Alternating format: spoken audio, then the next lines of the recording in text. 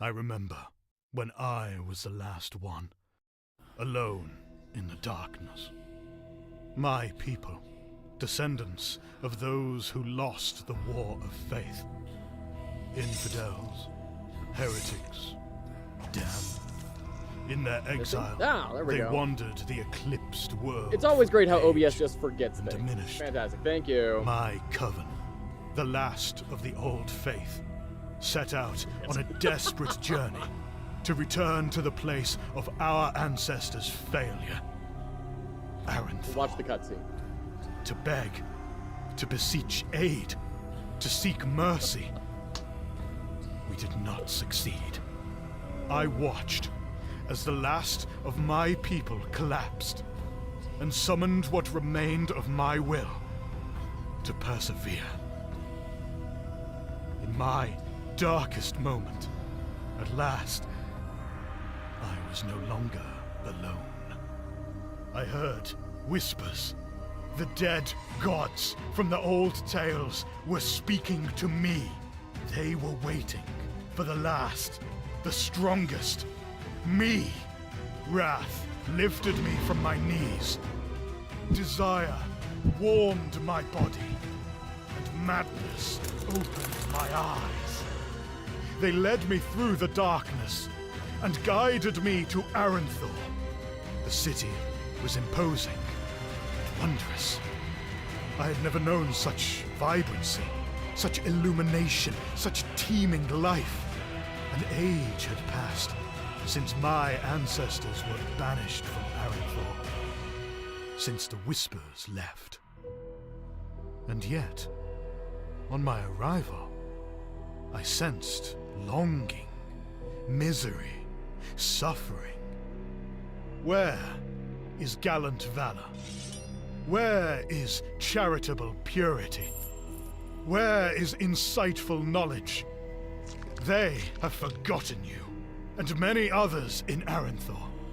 They have forgotten the dead gods. I remember when I was the last one. But I am not the last. I am the first to hear their whispers. I am your prophet. Serve me and be rewarded. We shall bring the grace and mercy of the Eyeless to all whom have the wisdom to hear them.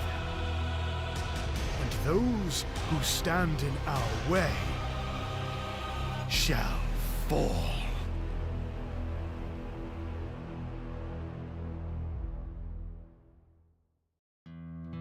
All right, there we go. Welcome on in, everyone. It is so great to see you. Welcome in. Code Cuber, Pixelated, congrats on first. Shepherd's Hound, cheers, thank you.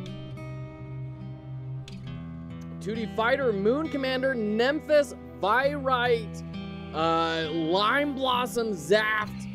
All of you fantastic folks, welcome in. This is Whispers of the Eyeless. We're going to be doing some analysis today. Thank you for the developers for sending me a key. I'm excited about this. This is from I don't quite know the relationship here. I believe they founded it. The person who founded this studio is the chief modder for Steel Faith mods for Total War Warhammer, which I played a lot of. They had made a lot of really interesting design decisions that even kind of like went against the core design of Total War. So I'm curious what they're going to bring out here. I think given their own space to run wild and make something happen, I think there's some possibility for something really interesting here. So as you're all noticing, this is very Darkest Dungeon in its art style, right? It bills itself as an adventure RPG. It looks like we're going to be kind of rousing the old gods, trying to, spread the word. So, am I accepting game critique redeems today? Absolutely, Lime Blossom. Yeah, we'll just get to them kind of at the end of the stream, if that's okay. So, like, in maybe 2 hours, we'll start going through any critiques. Yeah. Or, if the people aren't going to be around for that, we'll do it at the start of the stream next time. I just want to make sure we have a good, solid couple of hours for the developers who sent me this game. They aren't old, they're dead.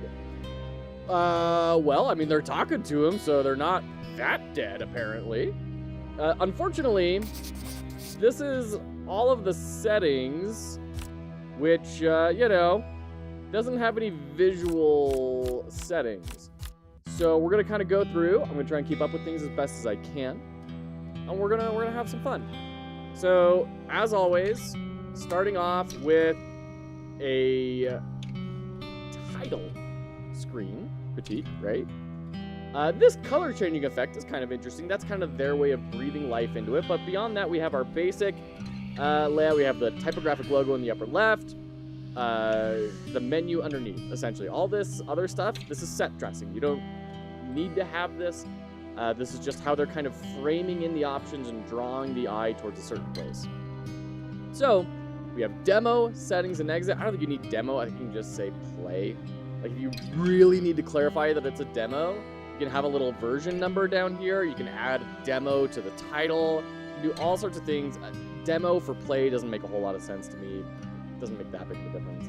But then we have our 3 different logos. We have I'm assuming the company's website, their Steam page, and their Discord. So these could maybe draw a little less attention to themselves, but I think it works just fine. Positionally, they're out of the way. So people are going to find them that are looking for them. What's the difference between a critique, redeem, and a showcase?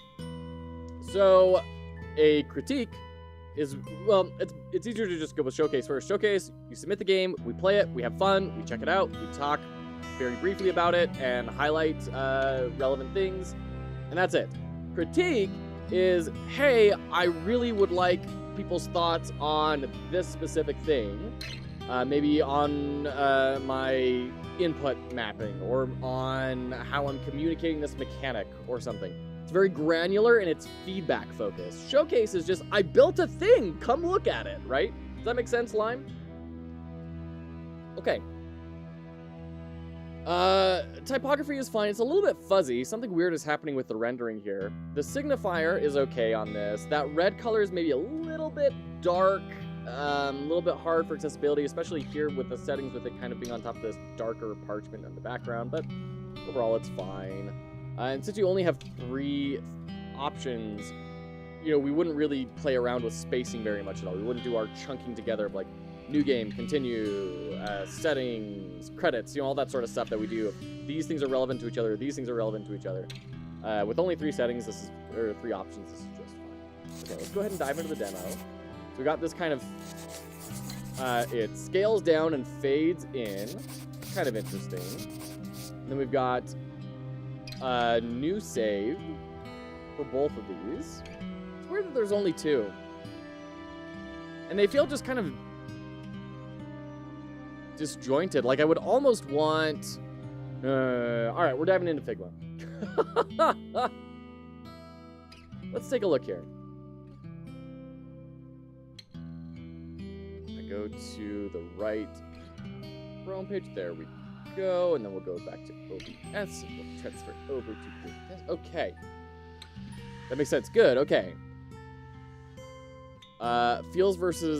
Feels very small for text, given how much space there is. I can see that, Shepherds. I can definitely see that. Figma time. They're further apart than they are close to the menu, which feels weird visually. Yeah, no, that's a really good point.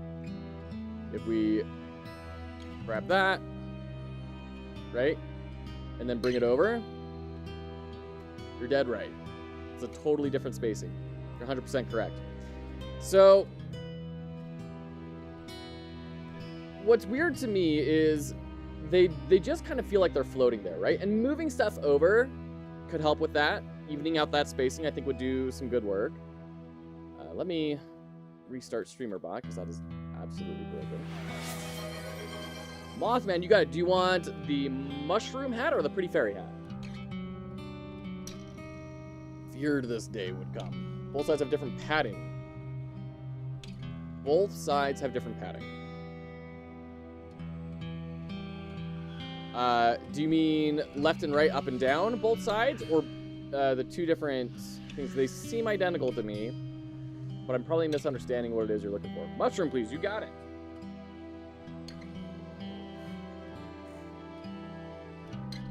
Here we go. There we go. Okay.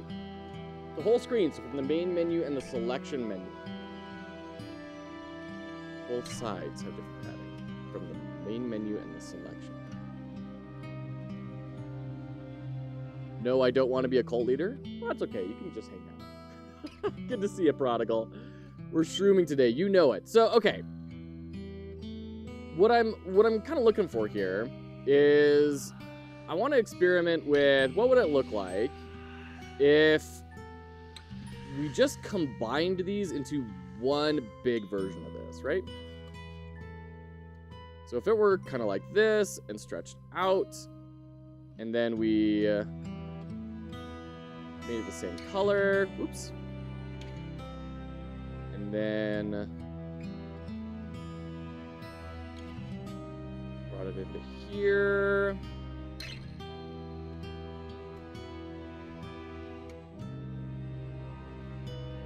So we have this, and then we have this, and then we have, you know, a line.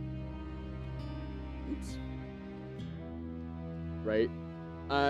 To me, that's a little more communicative. We're kind of bumping up into that logo, so we'll scrunch it all in. Mushroom hat, very good. Thank you. So I think this is kind of interesting. What are some other ways we could kind of play around with this? I mean, there's something to be said for the old standards, right? Like, if we go to Game UI database, you go to like a new game screen.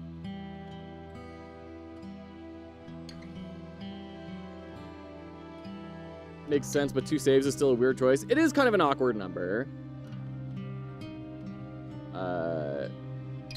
You know, like save slots, right? Something like this, where it's just vertical. I don't know why we're kind of reinventing this wheel. And then as well, we can get rid of that tutorial marker until after we select something, right? Fully could just check that you have no saves and start. Yeah, a lot of games could do that. I don't know why we have this, because you're 100% right, Shepherdstown. We definitely have the technology to figure that out. I have not seen a Million Toad versus Bowser in 2D Fighter. There I have a tutorial as a checkbox in the corner versus a modal window that pops up when you opt for a new game and it asks if you want the tutorial. Yeah, so the weird thing here is when we are making a new save, we have tutorial, right? And we have it checked for every single thing. That's repeated information. Every time we have repeated information, we kind of want to look for ways to transition out of that. And then as well, tutorial is, if we look at it from an information architecture standpoint, tutorial is a one-time decision, theoretically, right? We don't know the game yet, but theoretically. This is a one-time decision. It doesn't need to be, it's not really related to the save file. This is a choice you make after you make a new save. So moving this to like a follow-up screen would be great. All right, sounds good, 2D Fighter. So yeah, is there a reason we don't just, you know, do something like this? We can even bring this in.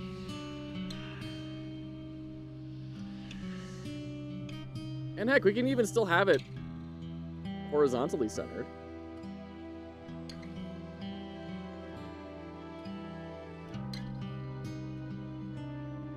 Right?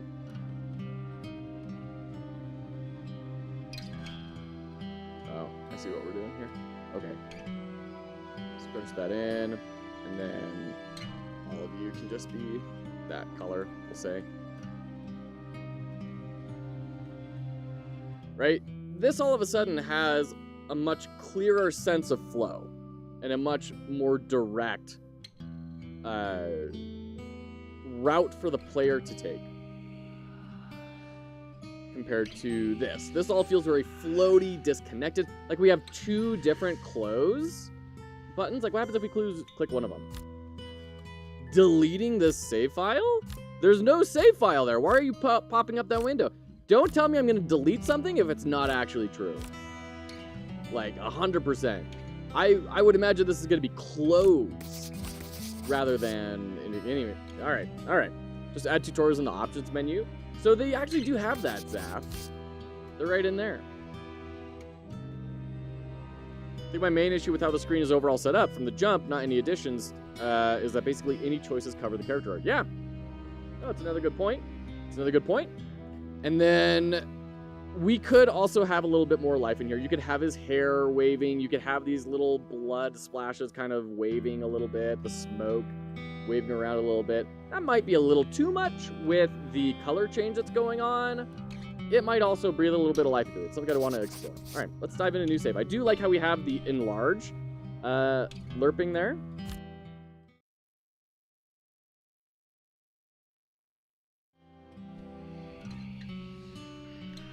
Aranthor, the site of my ancestors' greatest failure. An age has passed since the War of Faith, and the dead gods have all but been forgotten. Aranthor waits, yearns for their return. I will not fail. The front gate is watched. I will find my way in the dark. I like this ink watercolor sort of reveal. Well. Those who most need the light of the living gods are furthest from it. Mouse over the scene to find interactable elements. Left click to activate. Activating elements may unlock actions. Activate an interactable element to continue. I feel like all of this could be replaced with just some good signifiers here, right? Having a little circle around each of these, and then a little mouse click icon. I don't know that we need like this whole spiel. I think that could all be replaced with just a little mouse button. I meant the tutorial checkbox, like disable tutorials toggle in the options menu. Sure, yeah.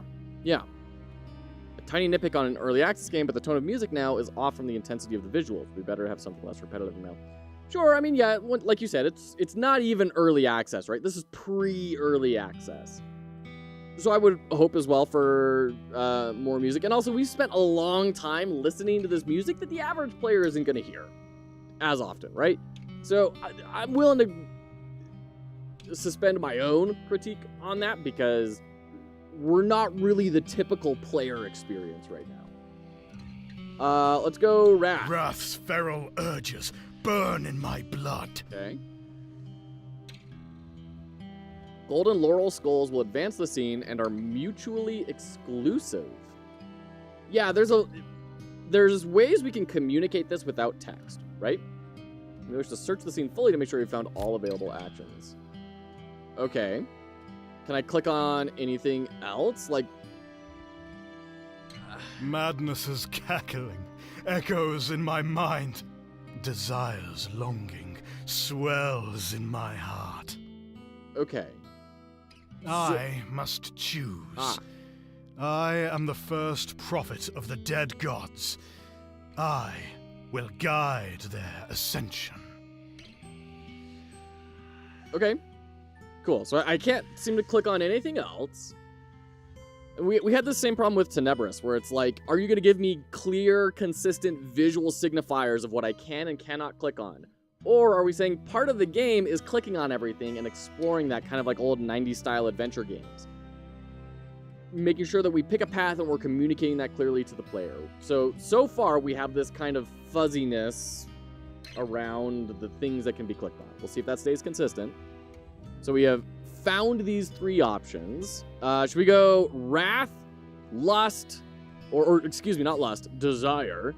Wrath, Desire, or Madness?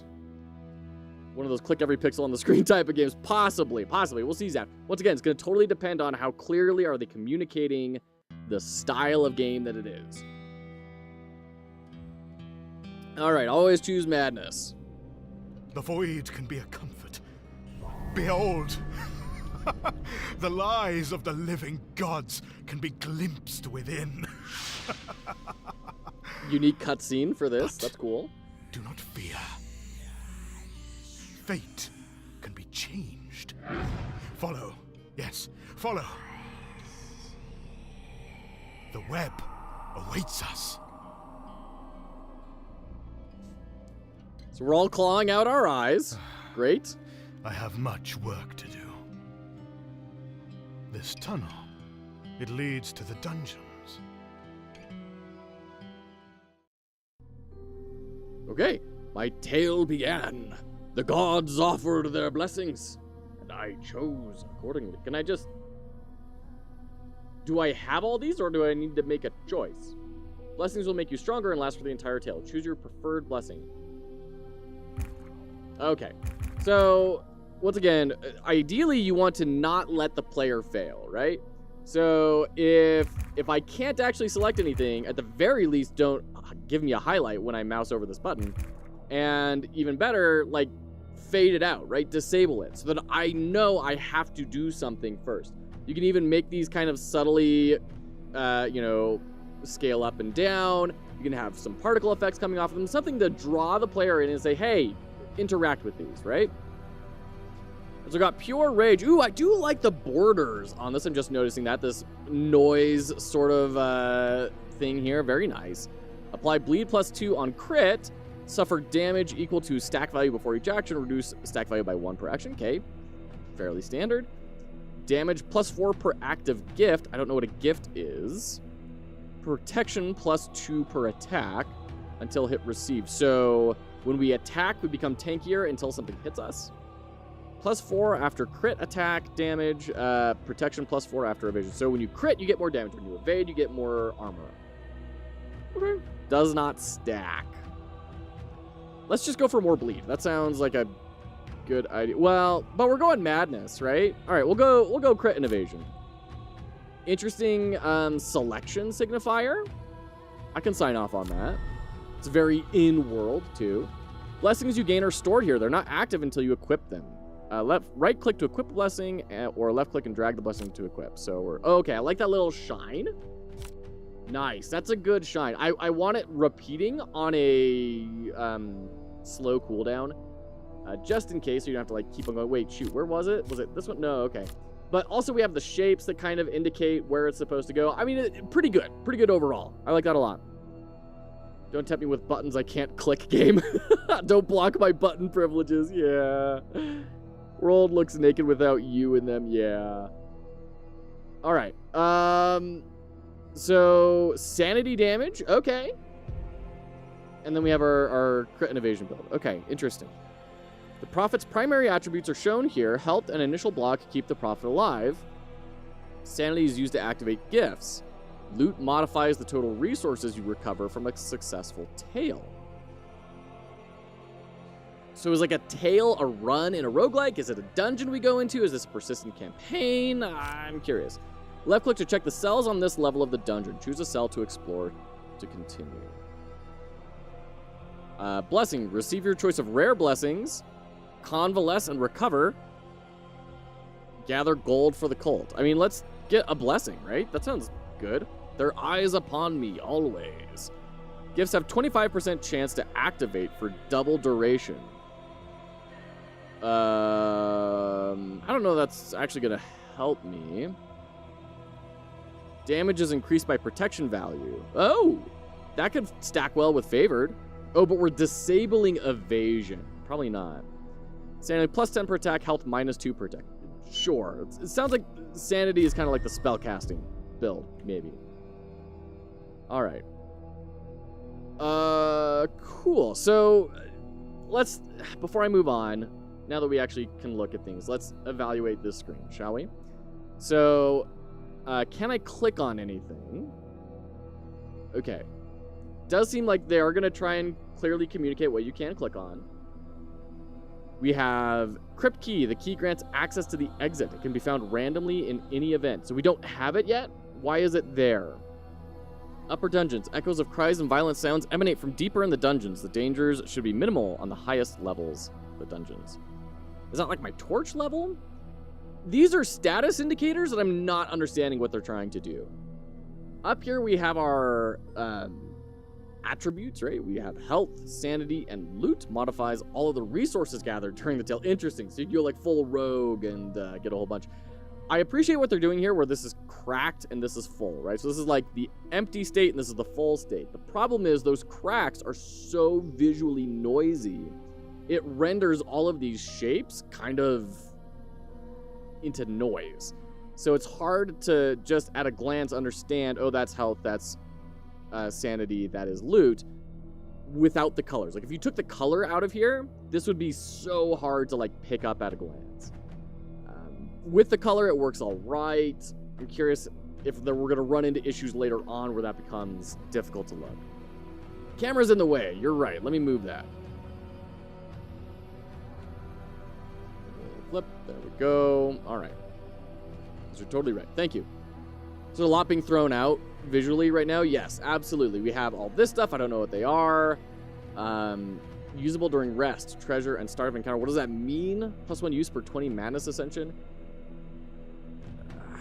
I get that it's a tutorial. We don't know any of the mechanics yet, but also, we have this. So this is essentially our equipment, it seems like. And then we have all of these stats. The stats are cool. Typography is a little rough. Everything's very cramped. We have a lot of text here. And I get it.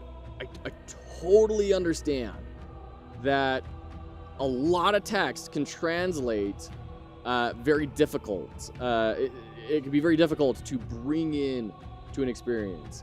But I think there are some tricks we can do here to make this feel a little bit better. There we go. So right now we have a big long list of stuff, right? What we could do is, let me copy this down. Let's block this out. Once again, simple tricks like spacing can do a whole lot for us here. This feels like something you could bring up over being on screen. Maybe this is something that is just tutorial moment with a nice like page rustle on drawing it up.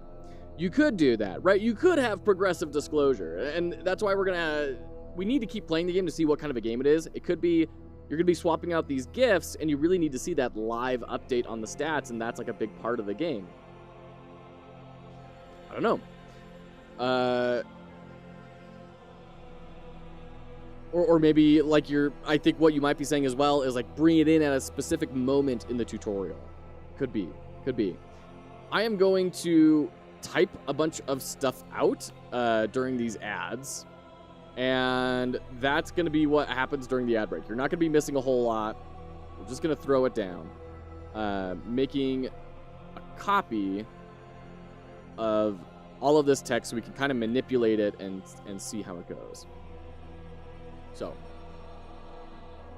let's actually try and set this up as like an actual component. So this is going to be right aligned, you're left aligned. We're going to center these.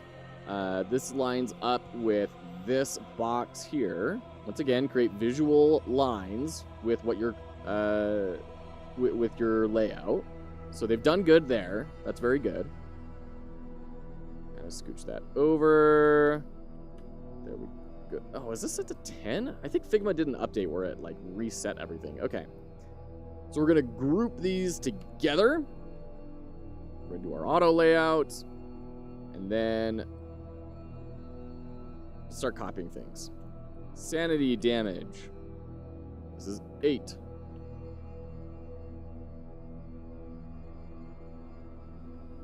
Block damage. This is 0. Got counter as 0. See, now we can start kind of grouping these things together. Tidy up. Set this to 0. Counter. We're going to just give us some breathing room. Not even a ton, just a tiny amount. We're going to see if we can fit this all in. Protection. Go. And then initial block.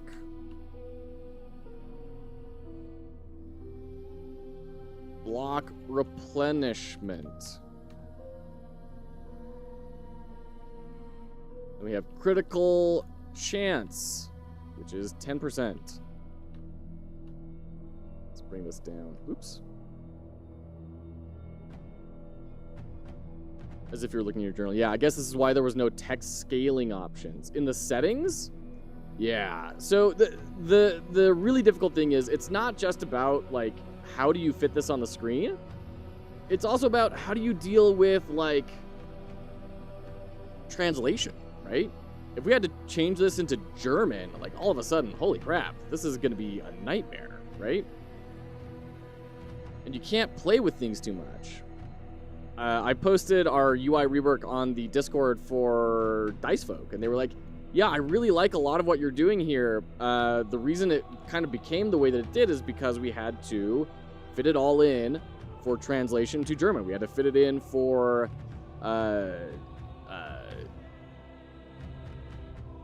consoles and Steam Deck, where you need the size to be larger, the text size.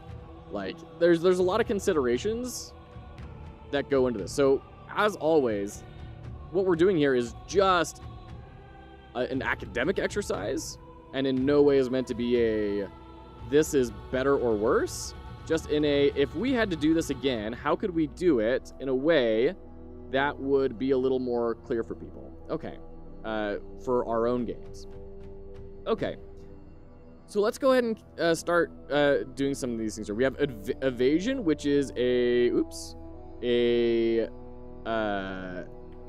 defensive ability. So we're going to put it with the defensive stuff. We have crit chance and crit damage, which are offensive. We're going to bring that up. Oops. 3, 4, 5, 6.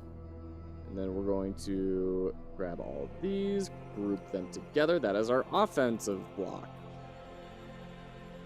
We're going to lock that. Let's grab all these. These are our...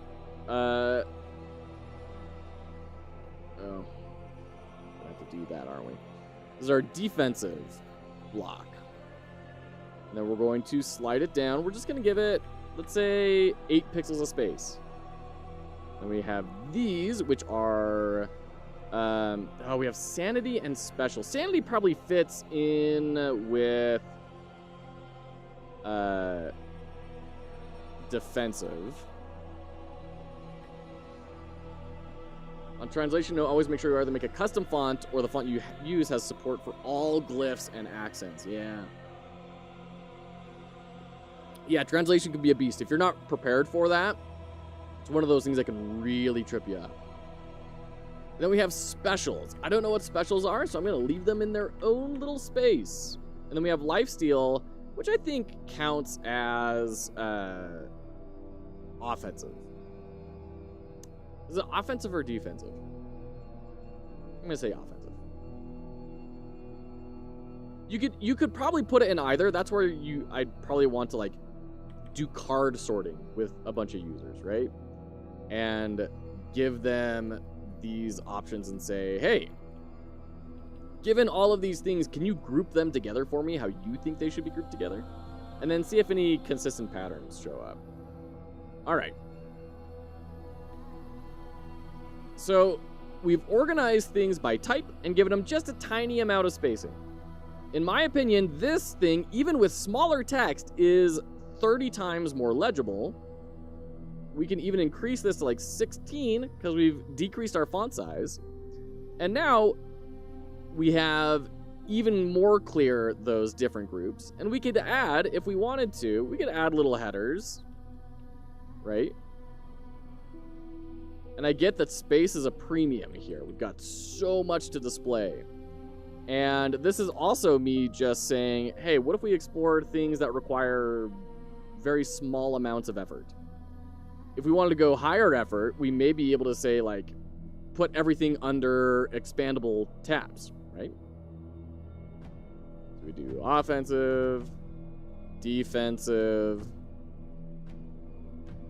and then special.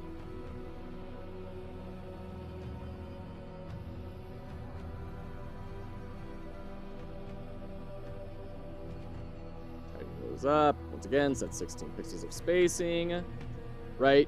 This is 1 billion times more visually legible, in my opinion.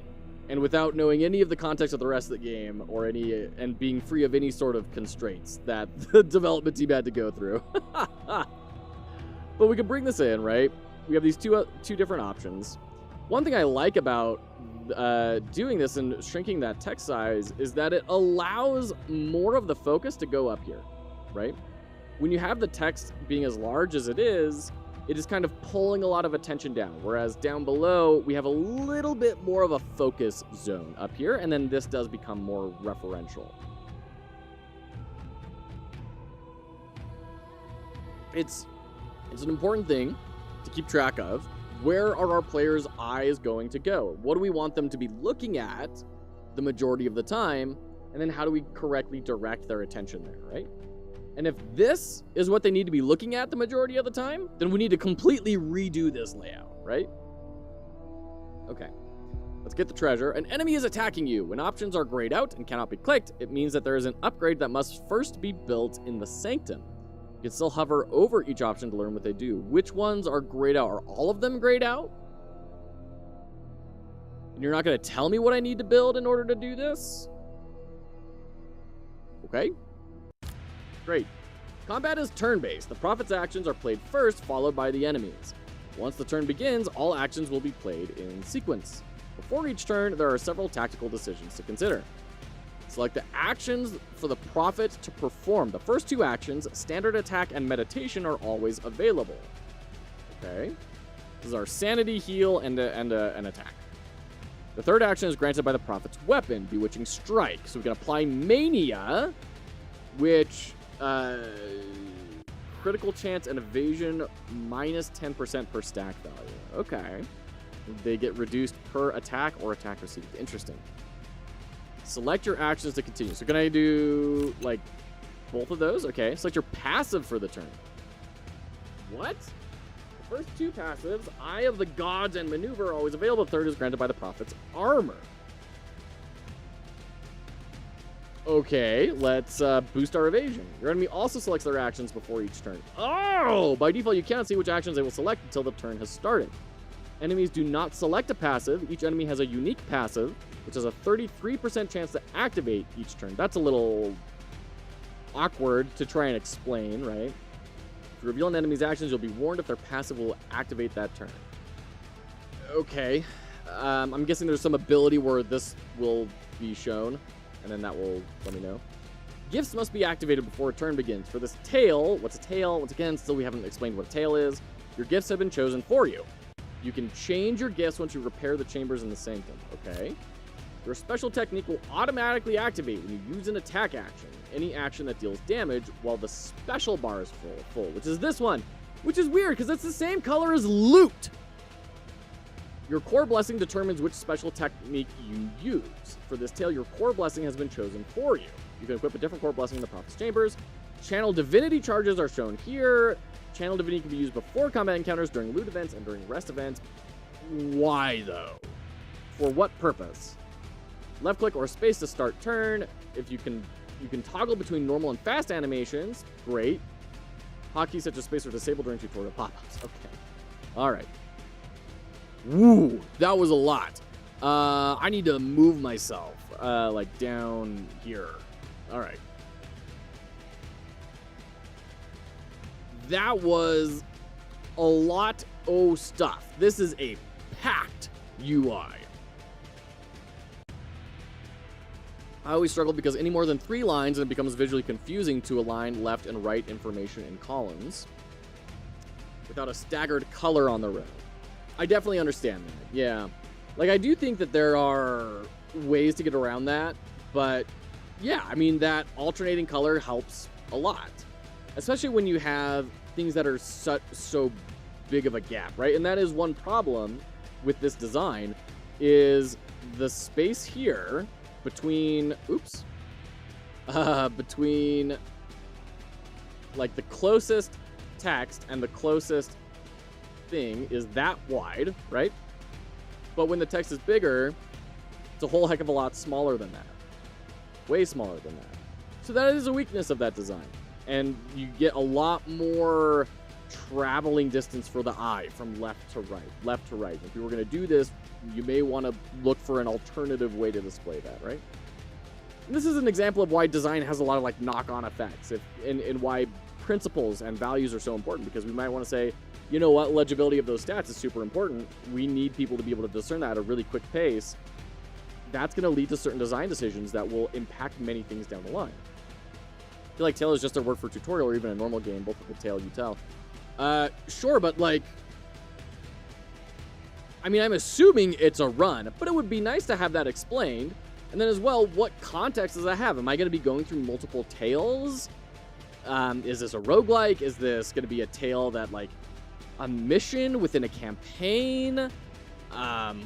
What does that mean? Spacing helps a ton. I think so. So their passive is dodging, evasion plus 40%. Okay. So I have selected my attacks. I've selected my thing, my passive. I would like some color on this screen. Like, it would be cool when, when you attack, when something attacks, that they colorize, right? That would be neat. Oop. Okay. Action +1, protection -2, and then passive +1. Okay. Got it. This is not an action. This is, you get an extra action slot. Okay. Okay. Enemy sanity -12. I wonder what enemy sanity would do. See, and I hover over their sanity. It says the prophet's ability to wield the god's gifts. No, that is my sanity. What is their sanity? And then this doesn't seem to do anything. Okay. Let's dive in. So we're dealing physical damage and sanity damage every time we hit. Horde of rats. Wow. Wowzies. Okay, so you hover over them and you get a whole thing. Good night. See, like, it's even colorized over there. Why don't I get color in the fight? Maybe that's going to be coming in later on. Damage. -1 per health, 10 health loss. That's kind of cool. So it's kind of like a swarm, right? And the smaller the swarm gets, the less effective it is. I like that. Bypass enemy protection when above 50% health. Wow. Okay. Once again, some more spacing in there. I just noticed that is the Pursuer and the Horde trait. Those are equally distant from the lines above and below them. So just giving a little bit of extra space for each entry would really help dial that in to say, oh, these are different things. Not entirely sure if that I haven't been paying the best attention to the fact that I'm still sick or the design, but I fully have zero idea what is happening in game. It's, okay, so this is a fight. These are our stats, these are their stats. This is the start turn. Start turn really should be on the bottom of the screen. I don't know, that feels so weird. I like that it's near the speed options, but like, I don't know that it needs to be up there. That's so awkward to me. But you're right, there isn't a very clear flow about where to go. You build your things on the left, so I get 2 slots for my action, which are determined by my character and by my weapon, and I can slot in these different abilities. And then I have passives, which are determined once again by my character and then which armor I'm wearing. And then the enemy has their own stuff that they're going to do, so we can try and like puzzle out what it is they're trying to accomplish. And then we hit start turn and we each go through our different actions on turns. That's pretty much it. So they are insane now, right? They have 0 sanity. So sanity is not death. Incoming sanity damage will be added to normal damage. Got it. Okay. Okay. Well, we can just attack here, right? And we just win. Okay. Great. I am covered in blood.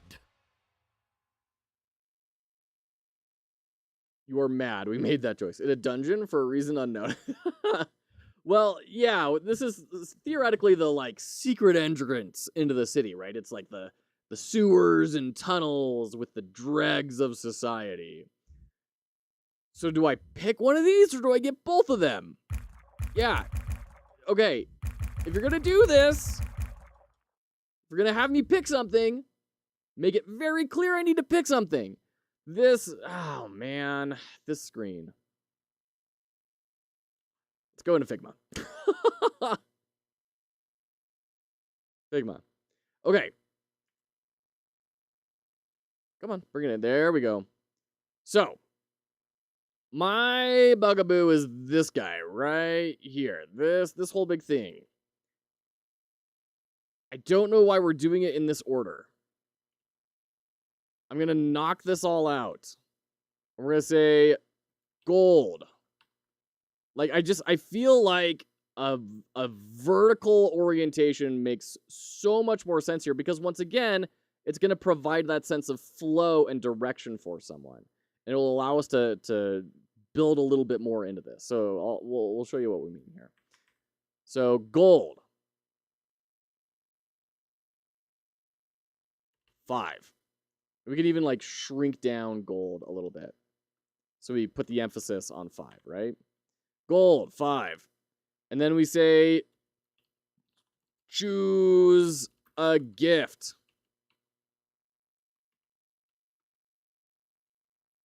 You know what, let's add in the colon because that's kind of their like style guide that they've got. And then grab this guy, pop them in here, scale them up a bit so they're appropriately sized. You know what, actually we're going to crop this in so I don't get so much extra stuff there. All right, choose a gift.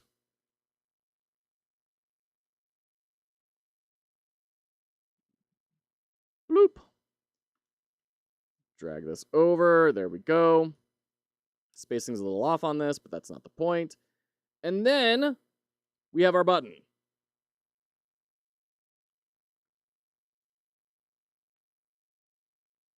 We have our button right down here. And it can even break the border. That would be fine. But until we choose something, it's disabled.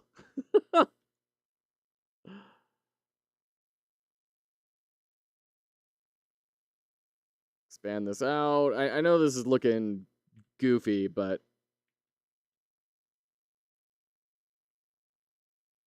just like that. And then, you know, all the spacing and everything could get worked out. But you get the idea, right? And then you could shrink it in horizontally a whole bunch. I don't have access to the assets or their design library, so I can't really do that very well without jumping into Photoshop and, you know, selecting things. But, right, this is all of a sudden a whole lot more clear of a flow, and it's super ugly. We want to tidy this up a whole bunch. But this is a much more clear flow for someone to take than this, right? Padding is also off on this. Yeah, 100%. We've got this, we've got this, we've got this. And then I don't even know if it's centered from left to right on the outside. So this is, yeah, no, it's definitely not centered. Very, very weird. Different sizings all over the place.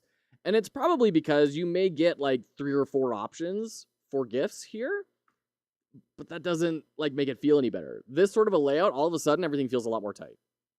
I have very strong alignment feelings, evidently. Back and ready for distraction. I mean, for constructive criticism or something like that. How's it going? It's going very well. Thanks. We're being grumpy grumps about UI.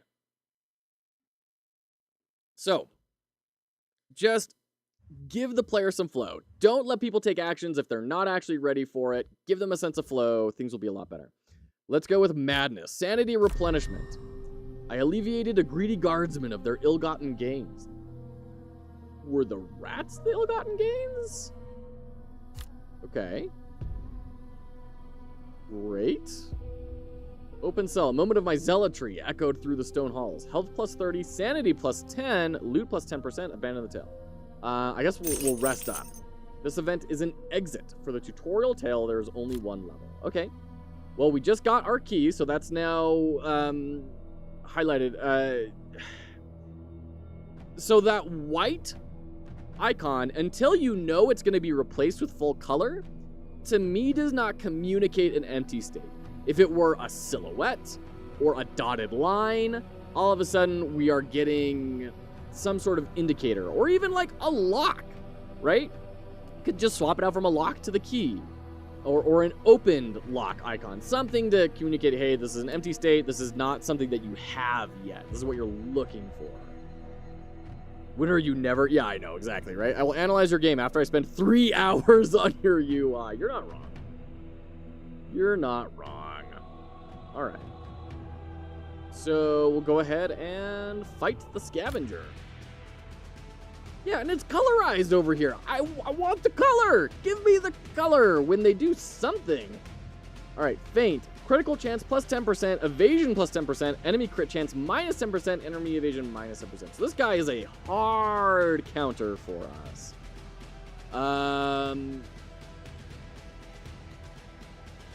And we are like a hard spellcaster. So let's go ahead and turn on our stuff here.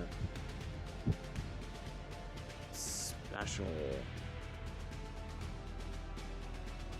Oh, reveal all enemy actions next turn. Okay, let's go ahead and do maneuver here. And start.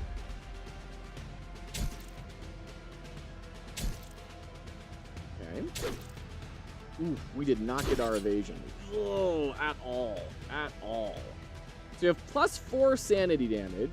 We have a lot of sanity healing. Holy cow, we have a lot of sanity healing. We went from like 40 up to 73.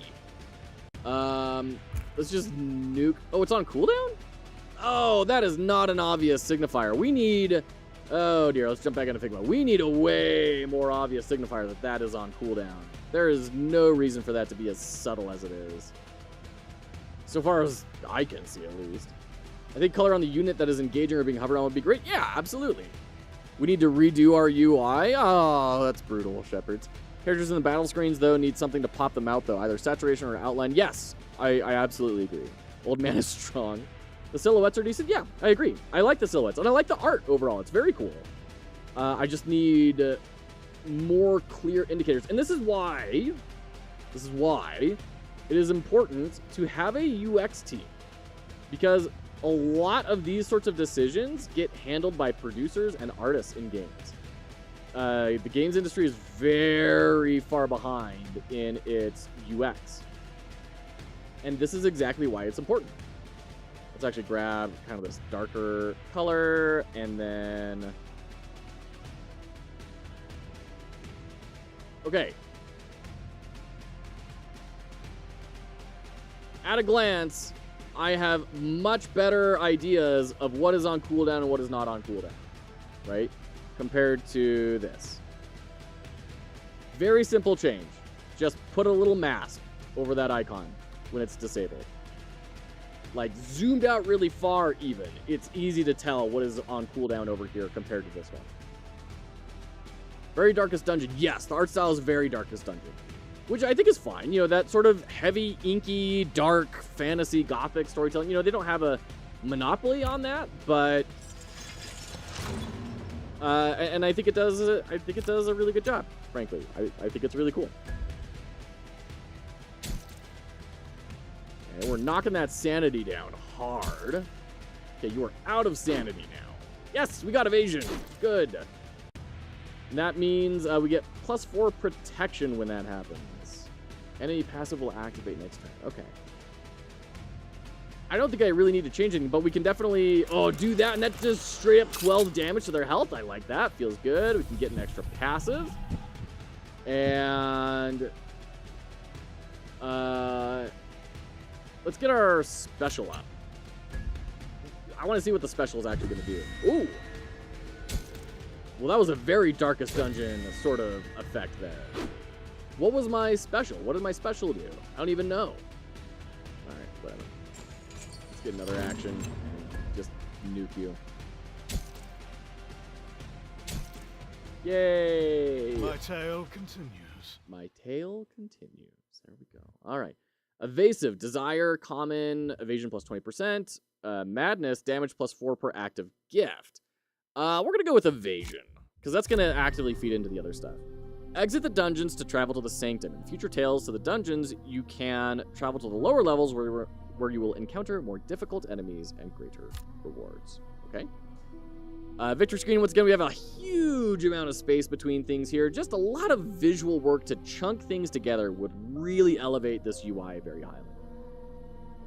All right, take care, Prodigal Son. Game's unique selling points are more and more just visual effects.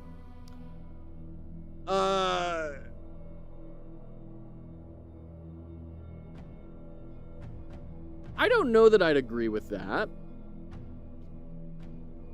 I think the UI is the thing they need to work on a lot. Granted, we don't really know a lot about balance or anything. I don't know what this is. Experience? Oh, it's just, once again, the spacing is off.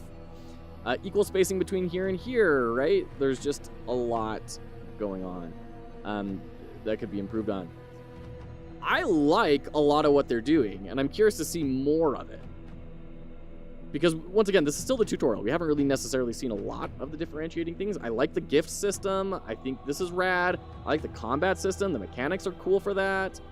I'm really curious to see how it goes over time. We have, like, insight, faith, and notoriety. We have no idea what those do. Strongest god aspect success plus 20%. What governs strongest? Is that these? Are these the strongest ones? Loot plus 2 after each non-encounter event. Okay, interesting.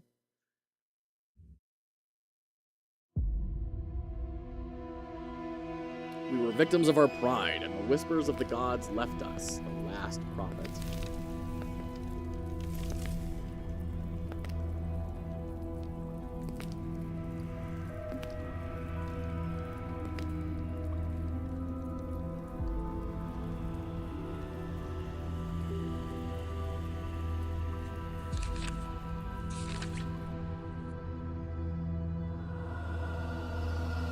Okay, we found the Necronomicon.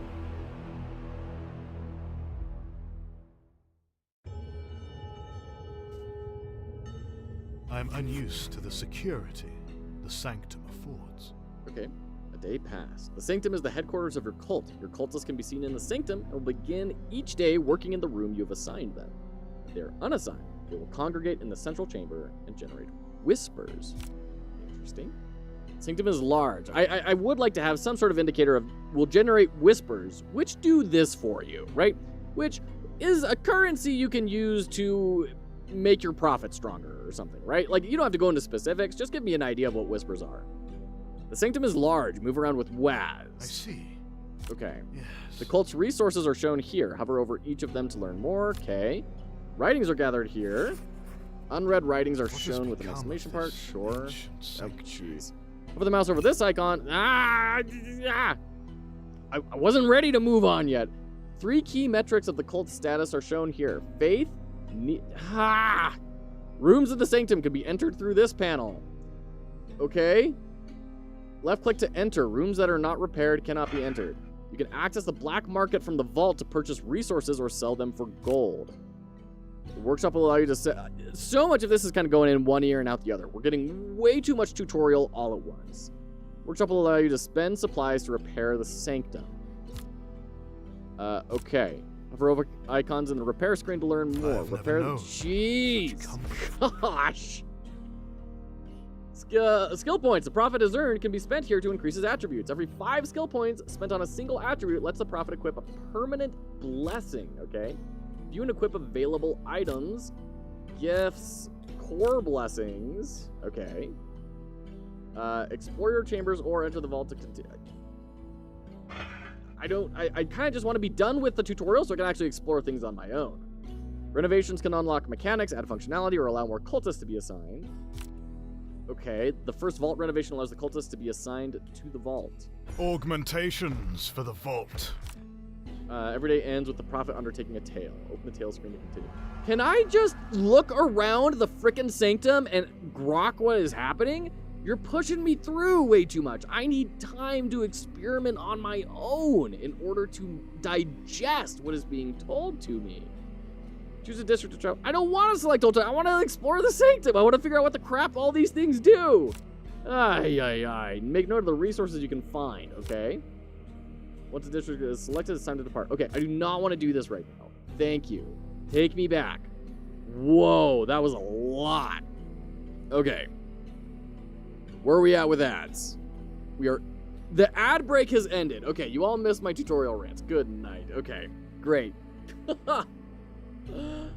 Oh my goodness. Okay, that was a lot of tutorial.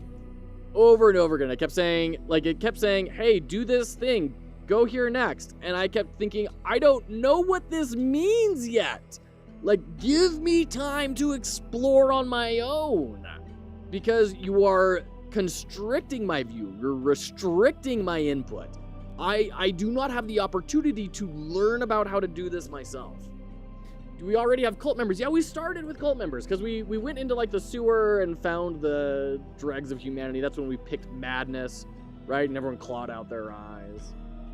I'd be interested to know what the back end is using for the menu, like if it's scaled or rearranged dynamically or static. Yeah, it's a good question.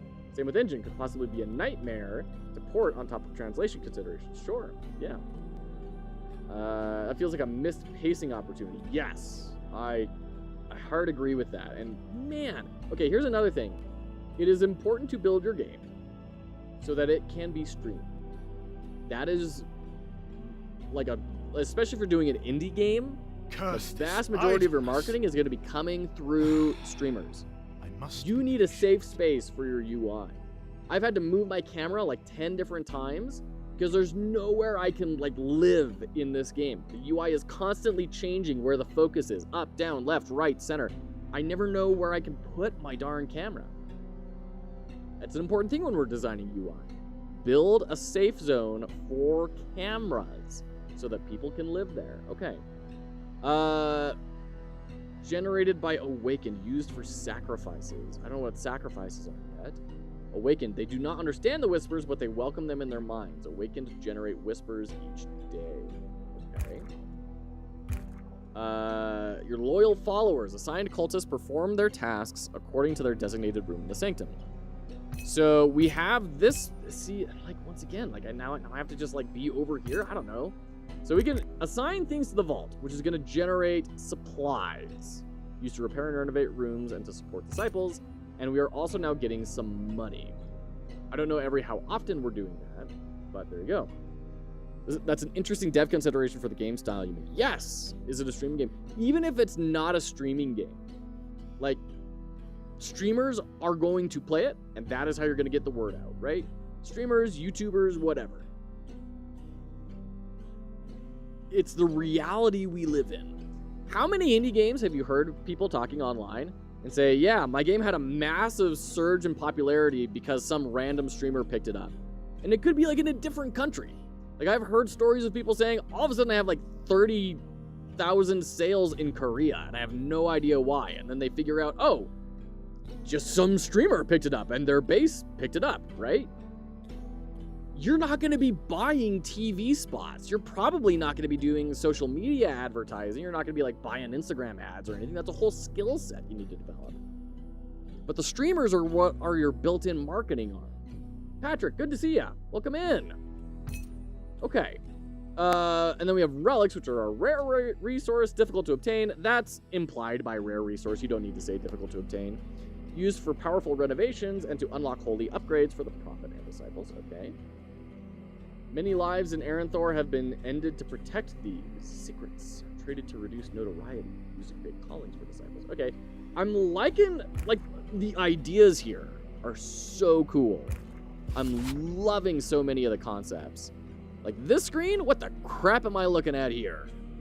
We've got a whole bunch of icons with no text and just random numbers. This means nothing to me, even understanding that there's like currencies here. Patrick, 45. Oh boy, what is this?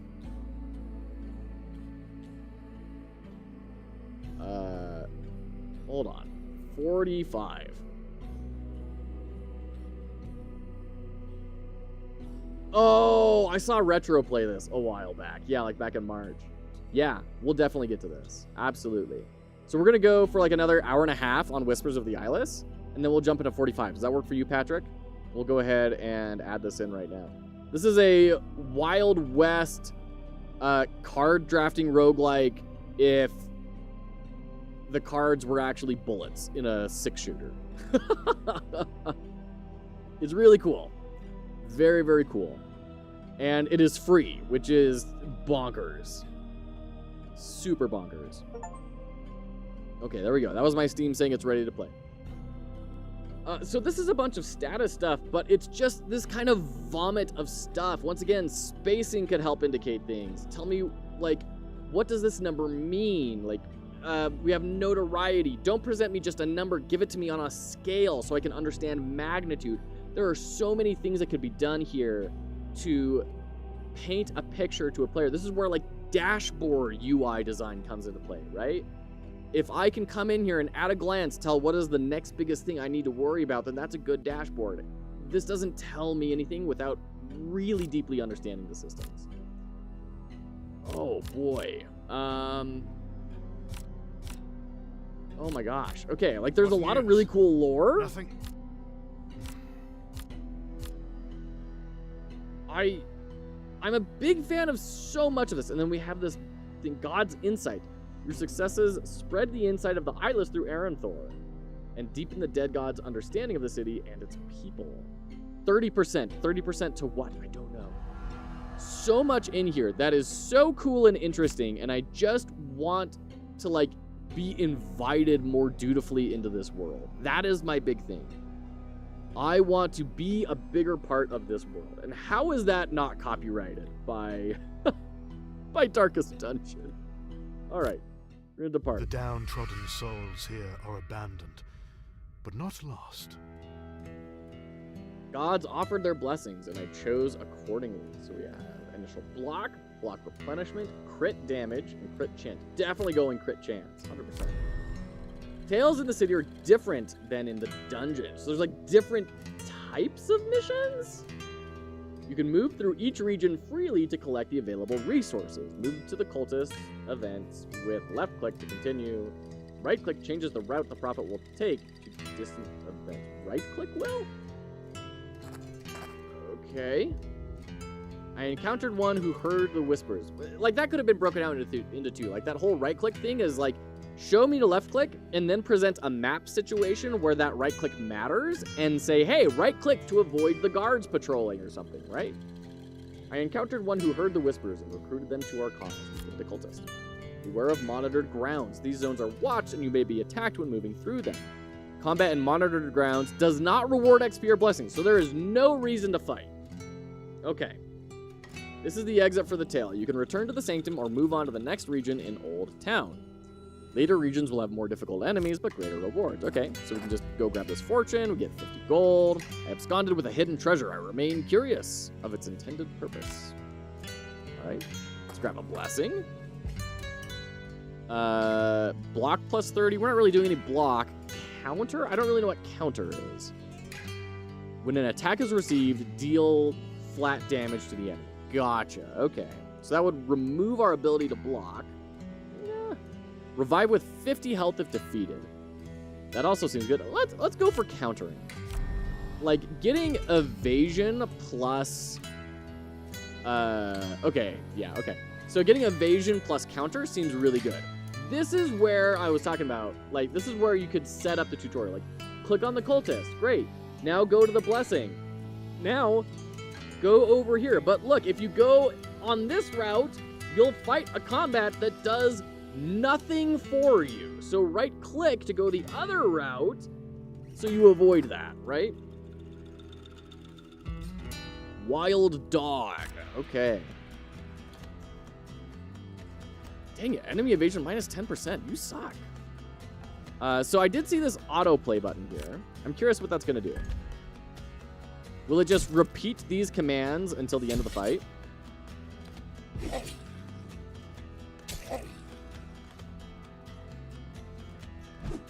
Yes, it will just repeat things. Okay, so we're going to turn that off. We're going to go faster attack speed. We're going to use our gifts here.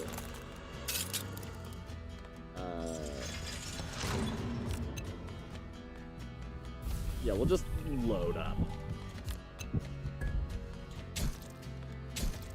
There we go. Nice. And then we should just win this next attack. Yeah, there we go. Simple enough. I've already forgotten them. Okay. Harsh. Crit damage plus 2 per attack until the next crit hat. So you stack up extra damage until you do land a crit. Or defense until you are hit. We'll go for crit damage. And then I guess we have to go through here. All right, we have to fight a refugee. Jack, good to see you. Welcome in, friend. Okay. Let's just do the thing, because we didn't get our sanity regen last turn. Or we're not regenning anywhere near as much as we were in the tutorial dungeon for some reason. I don't totally understand. Okay, got him. A valiant. I think that was a crit. 25 damage on that last hit.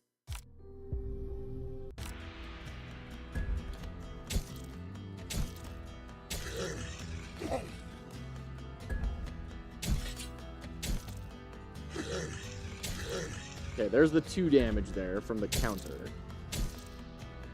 And there he goes. Kills himself on the counter. My tale continues. Having some sort of an animation for the counter would be nice. Once again, just to communicate to the player what's actually happening here. More crit damage. Just, we're going full crit beast. I plundered the wantonly avaricious. Alright. So now we have another refugee to attack. Great. He got double evade? Excuse you?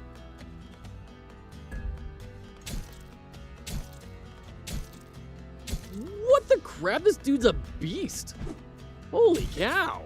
There we go. There's our big crit. 31 damage. Okay.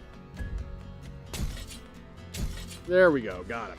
Woo! I should bind these How's the stream going? It's going very well. Thanks, Jack. We've been doing a lot of fun UI analysis on here of kind of exploring how do we make this all flow a little bit better. Oh, we have to reload Figma. Oh, dear. Anyways, you know us. We've been doing all sorts of UI and UX sort of analysis here.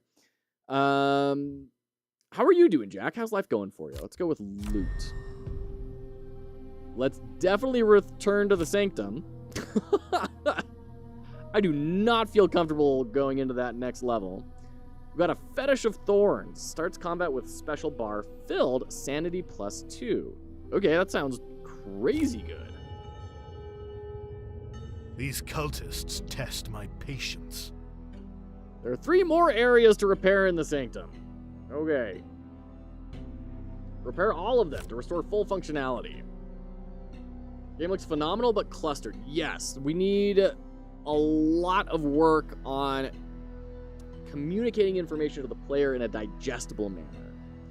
Went to my cousin's wedding, which was great, then got a new PB on my Rubik's Cube. Nice! Big congrats to both of those.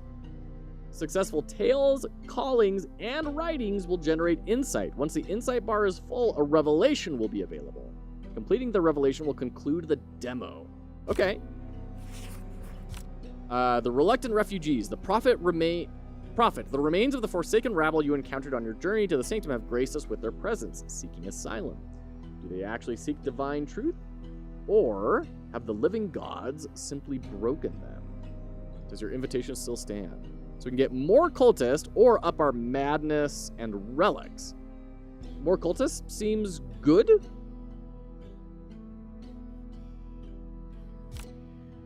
Magnanimity of the dead gods is indeed now more than ever. Is needed now more than ever. Gotcha. Jeez. So these are events. Writings are not like a codex. This is events. Jeez. That needs to be way more clear. Bless cultists. Uncertainty grows in this cultist's heart and mind. Offer them a blessing from one of the gods to reassure them and prevent discontent in the cult. So we can increase faith, gold, or whispers. Blessing of madness. Sure. Cultist satisfied. Curse this idleness. I must be patient. Okay.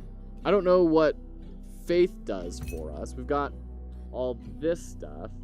Representation of your cult's conviction and belief in the dead gods. Higher levels of faith reduce needs rate of increase. Cult's physical and spiritual cravings increases faster with lower levels of faith. At 100%, your cultist will issue a demand. Notoriety. Aranthor's awareness of your cult. As it rises, clandestine activities will become more challenging. At 100%, your sanctum will be destroyed. I love these systems. I just need to know, like, what they are. Is this a story game, then? Or kind of a roguelike? It's kind of both, from what I understand. So it's kind of like a persistent world you are in, and there's kind of a campaign of you trying to take over this city. but then you do roguelike runs that are kind of stepping stones and meta progression to get you to the point where you can take over the city. So it's a little bit of both. Oh dear. Don't know what's going on there. So how do I build this? I have to be repaired in the workshop. And then the workshop is in the vault for some reason? I don't know why the workshop is in the vault. Your sacred altar is restored. What's all this stuff? Oh, these are decorations. Oh, okay. Interesting.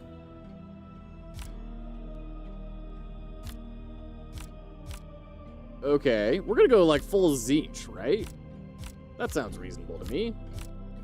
Ooh, like the stone mirror. Okay, so this thing of like the saw and the hammer, this to me says like this is another upgrade point, not let's change the cosmetics of our room, right? That to me definitely would be like a sparkle or something, right? Or a left and right button. So we have our workshop. Anything else we can build? I don't think so. Renovation? We need 20 relics, which we have. Get a custom ratio of gold to supplies for cultists to gather. Or just more cultists. Let's get more cultists. Oh, we need barrels for that. Okay, well we can get this one. Augmentations for the vault. All right. And then the black market, we can... What is this? Is this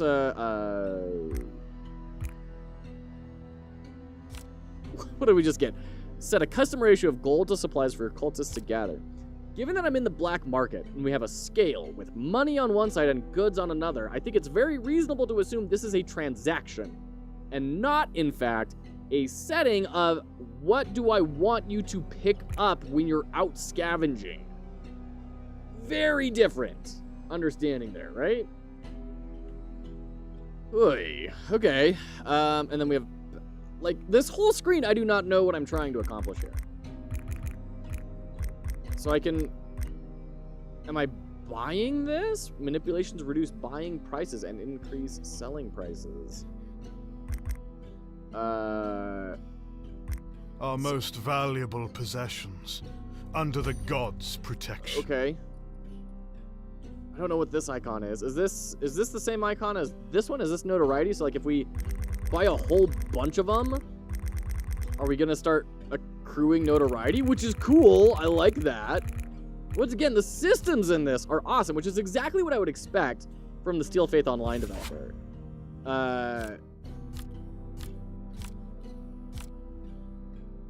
But the UX needs a good amount of support here. View error there. Why does this have a Old Town, home of the undesired, the lowly, the shunned. A sigil for every soul banished to Old Town. A permanent reminder that their gods have forsaken them. Girl, do not despair. This voice actor's killing it. Unwanted. They call to you. Listen. Hear them. The arrogance of the living gods will be their undoing.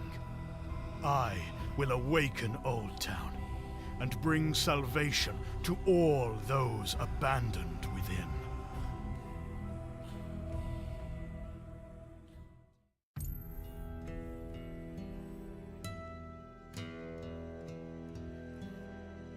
Oh man, so this is a selection? Why is this highlighted now? Okay, we need a much brighter highlight here. I don't know why this is now like brought out instead of being in the background like these are. The scale doesn't tip? Not built to scale. GMTK unapproved. The game doesn't have the click of the encryption scale. Is it even worth it? This game needs an abridged DLC with Joe's voice. Yeah, so anyways, then I found another cultist, and oh my gosh. Okay, I don't know what these guys are. Just visually, there's a lot of work to be done to make this a lot more clear. Once again, it is pre-early access. There's a lot of time for them to work on this, but it's very hard for me to understand what am I even clicking on here. Oh my goodness, look at all this! A relic of Old Town's lost glory. I wonder if this decrepit eyesore once guided my ancestors to port before the War of Faith.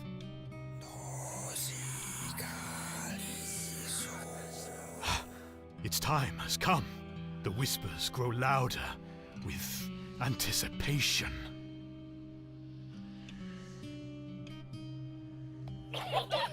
Oh boy. Saving the children could prove useful. Who would suspect children of serving the will of gods long dead?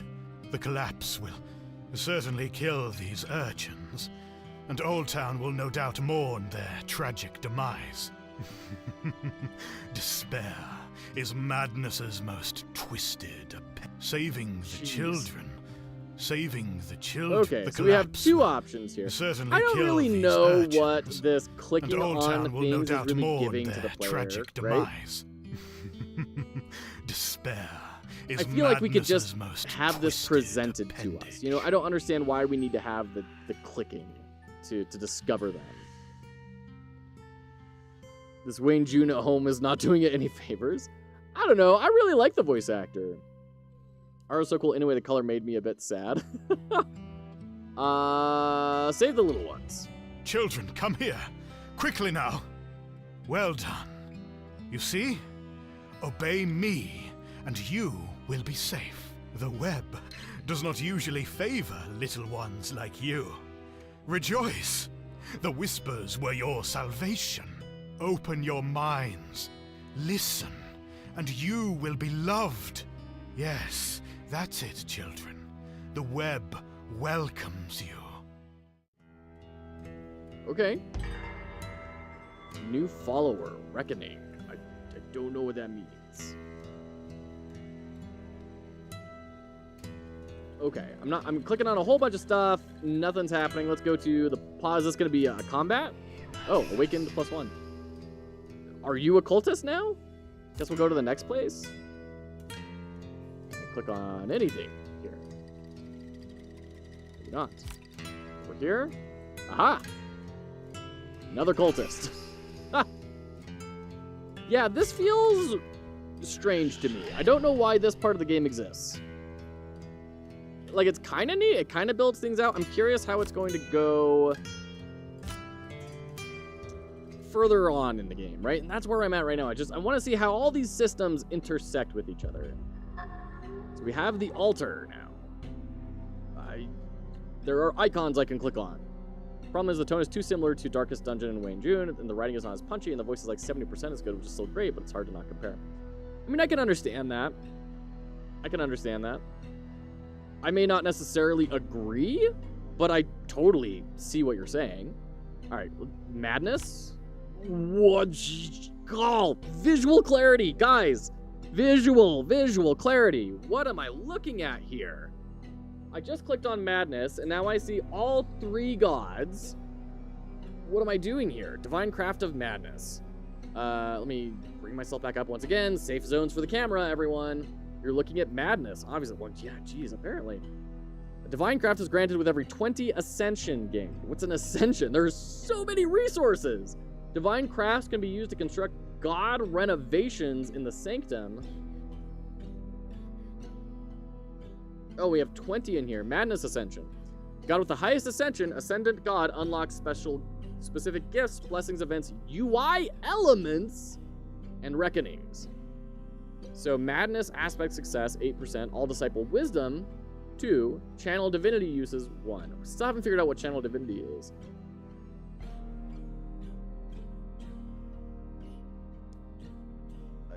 Okay.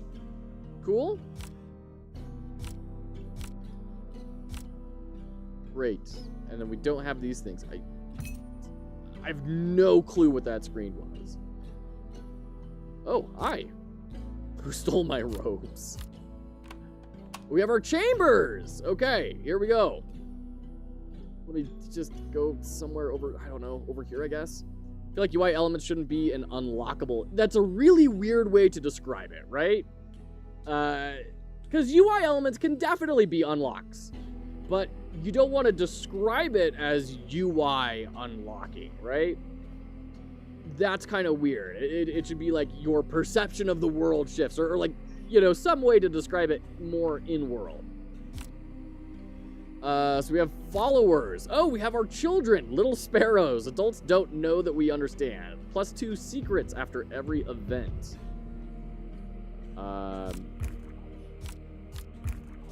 Yeah, right.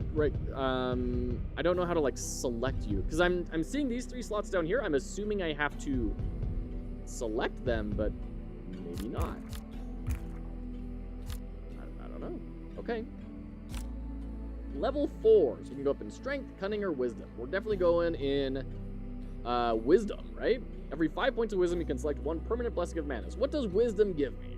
If I assign... Oh, and here, Shepherd Sound, we have the lines going underneath everything to at least, you know, provide something. Interesting that we didn't get that before. So our sanity goes up by 2. Okay. I like the like hand motif to say how many points you have until the next thing. That's kind of interesting. I wish this was a bar that was filling up. We found some artifacts. We can equip them. Ring of Scales and Fetish of Thorns. Okay. Starts combat with special bar filled. That sounds really good. Granted, I don't totally know what the special bar actually is, but... Stun, 1 enemy action. Whoa, that sounds really good. Okay. Great.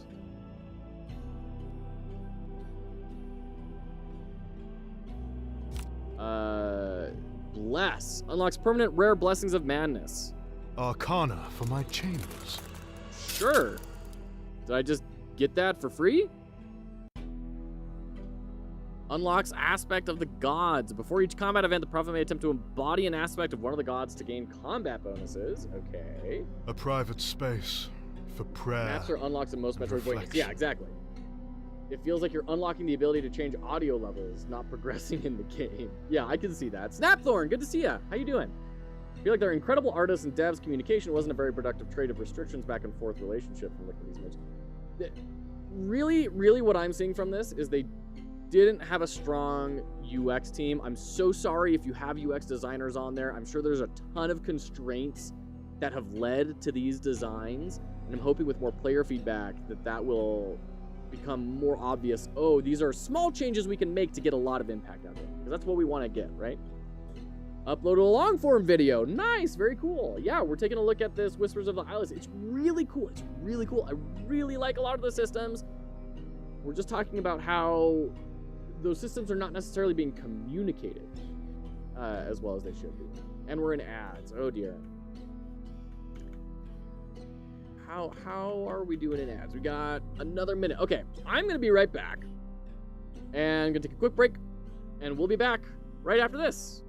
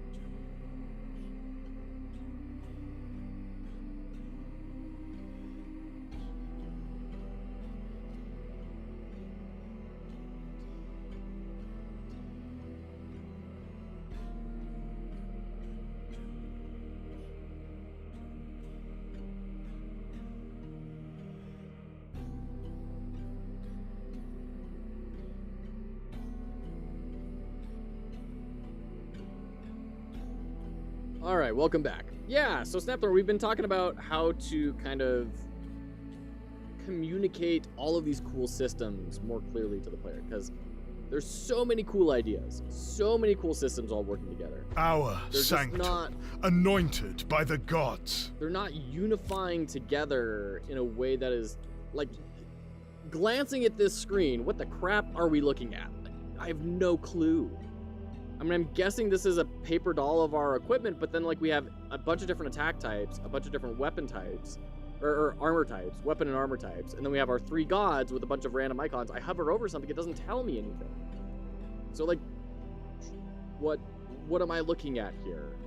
Is this something I can action, or is it just an encyclopedia of all the actions available? Whoa. I think it just crashed. He's like, I'm sick of this. I'm sick of your garbage UI critiques, Joe. I'm leaving. Ha, ha, ha, ha. Shoot. All of Steam broke right there. Steam completely shut down. Wow. Okay, that's fun.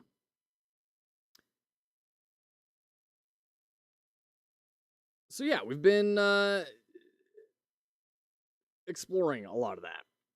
And how do we communicate these systems more? Like, you have all of these stats over here, right?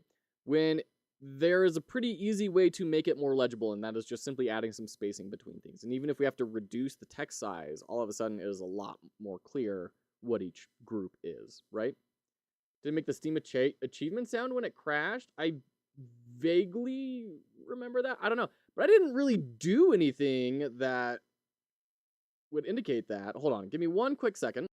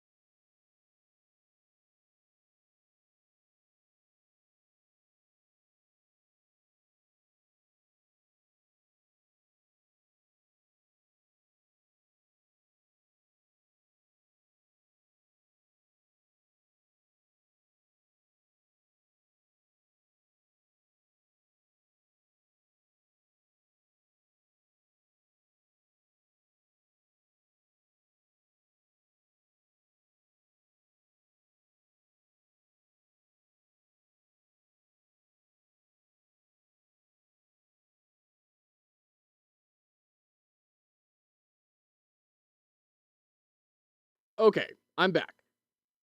I'm going to be completely fair with the developers of this game and very, very transparent, even though it's very embarrassing for me. My wife loaded up Urbo on the Steam Deck, and that is what killed Steam. Not the game. The game was fine. I remember when I was the last one. Alone. All right. Dive back in. Gods, I return faithfully to your service. All right. So we have these tails. Let's go back to our chambers. We had so much we were still exploring here. Right, we had the actions. If this is an encyclopedia, then, like, let me see what the crap they are when I hover over them, right? Or at least the things that I've unlocked. You have all these blessings and, like, oh, man, the spacing is weird in here again. The amount of difference in these is so tiny. It is so hard to really understand. It looks like it is just something of a... I guess that's why these buttons are smaller, is because they're just like codexes, right? They're just references, and these are the things that are actionable, but man, still. Okay, so we've got that. Let's go to our vault. Let's go to our black market. Can I buy anything? Not really. Workshop. Is there anything to be done here? I don't think so. Renovation. We need relics, which we can't buy, and then 8 more supplies. 8. How much money do we have? We have 240. I mean, sure. Augmentations for the Great. vault. We have more cultist slots, so we can throw that in now. And I think that's about all that I can really do. We can go visit Aranthor, which we've already done. Right? There's nothing new here for us. And then we can... That's the vault. Okay. I think we're at the tails next, because this altar thing, I have no idea what's going on. Let's go back into the dungeon, I guess? I don't know. I don't know why I do one versus the other.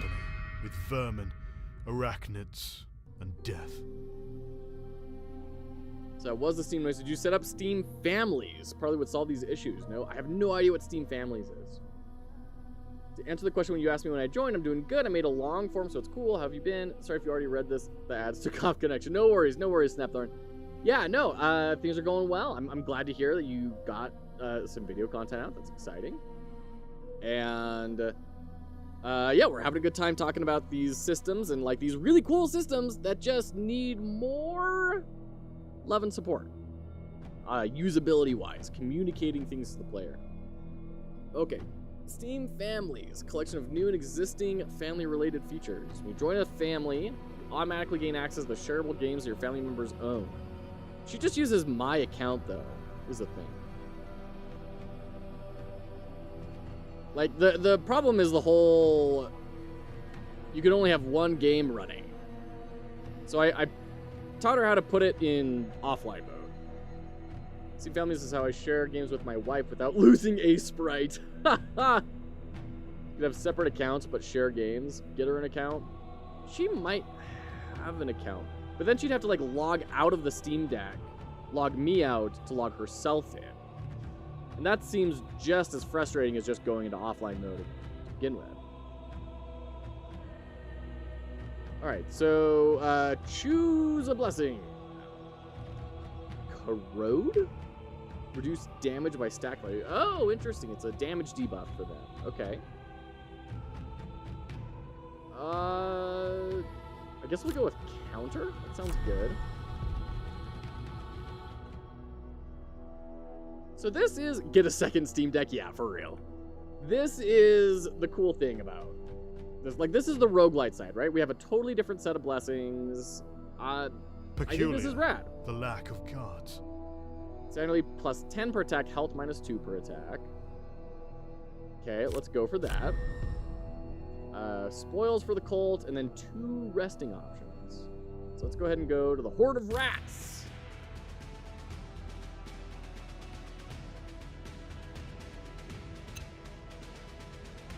Enemy sanity down. Attack. Drive the rats crazy. Nice evasion. That was good. Don't like it when they evade. Crit chance and evasion minus 10% per stack value, which is exactly what we are looking for. Let's drop their sanity again and just start clobbering. Go. And then one more attack. There we go. My soul mired in my shattered mind. Counter plus 10 if no actions deal damage. Ooh, that's interesting. I mean, we are going for a lot of countering. Let's do that. That sounds fun. So we can now rest. Let's recover our health. And boost our loot, I guess. There we go. We can go to the next level. Scavenger. So we can, like, throw our sanity up, right? And just start doing gifts constantly.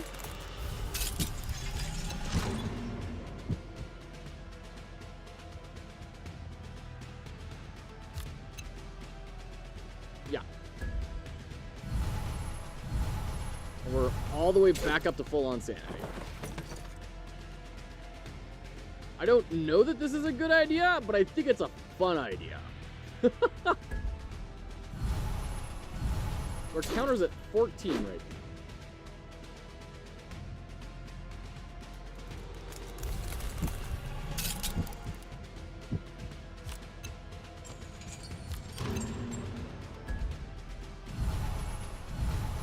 The strength Our of counter or just went down to 4? Okay.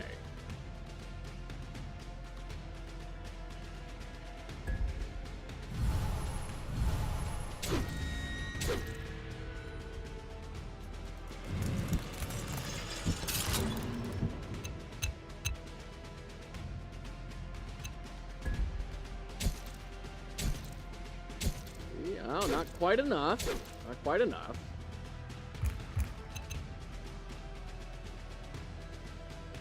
But this should get us pretty close, I think. Yeah, there we go.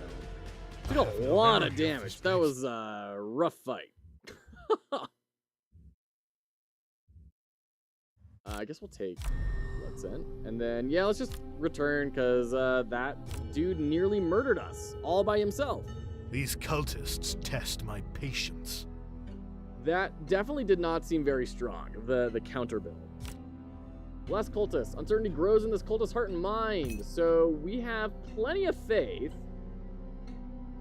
We can get gold or get whispers. What are the whispers this one? They are. Okay. Let's go with whispers. We're closer to like a threshold of 200, like an even number on whispers than we are anything else.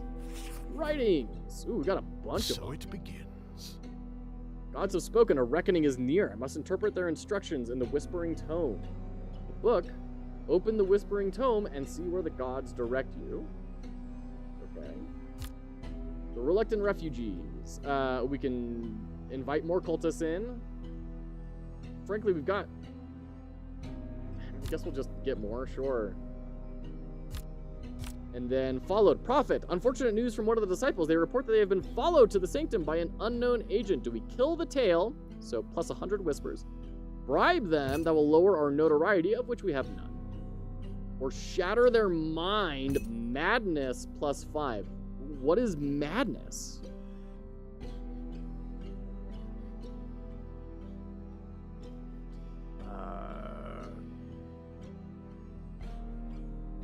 Madness? I will show them the great web. Their fragile mind will forget our sanctum and everything else it once knew. Great. All right, Whispering Tome. What have you got for us?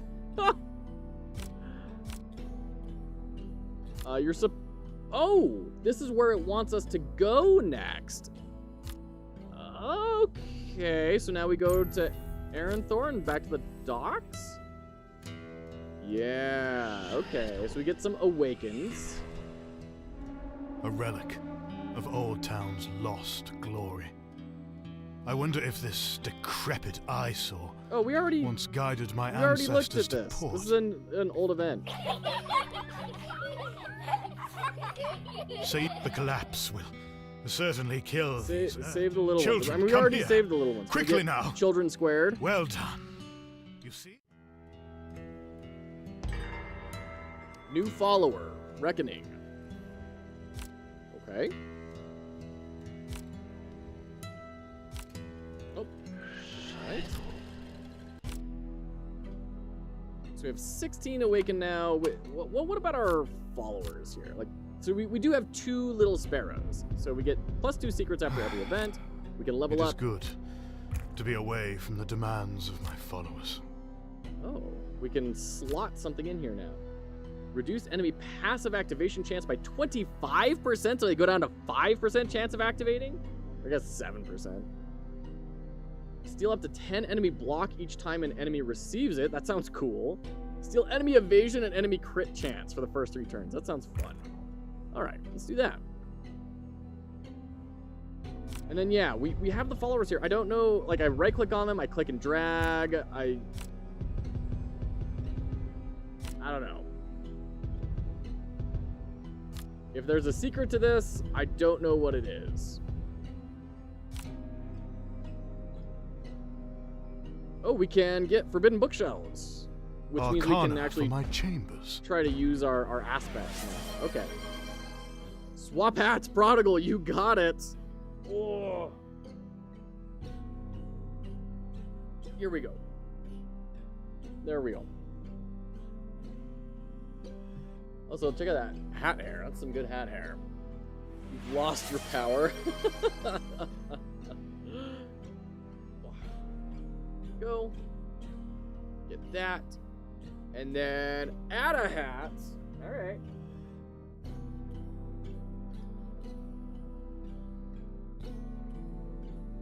Top hat. There we go. More power. Okay. This is so interesting to me. Like, I'm really enjoying quite a lot of this. Your gods have returned, though you do not yet know it.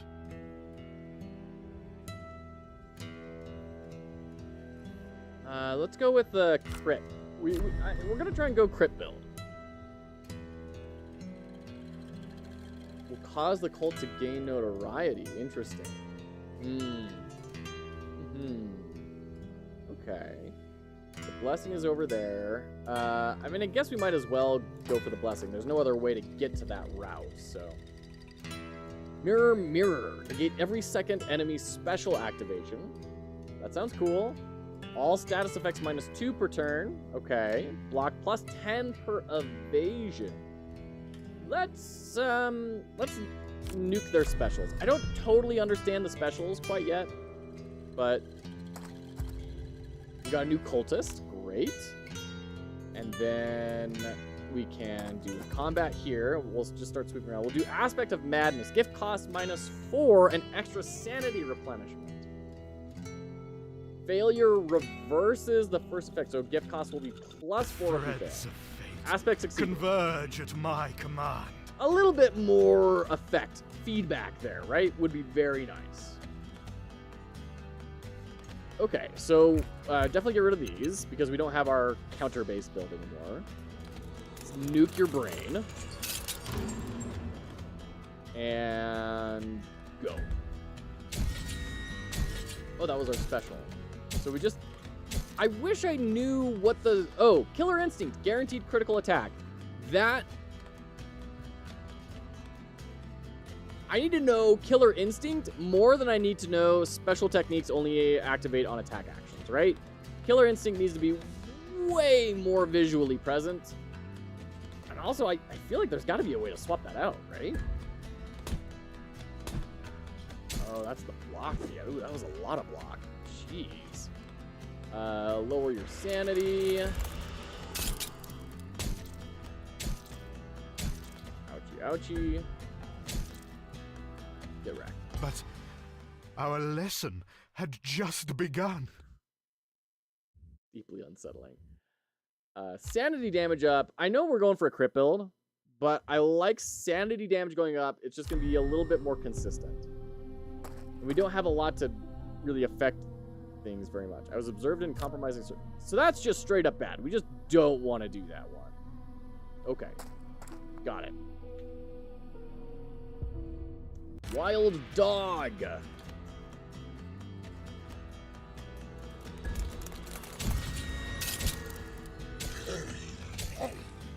Ouchie, dude. We got his sanity down. That's good. That should, like, this... Yeah, as long as he didn't evade anything. So basically, yeah. many voices. I guess we'll go with initial block, because we don't have any block to replenish. So we'll just go with our initial block. Dang it. And we did get the fight with the refugee. All right. Let's just go. Let's just let this run.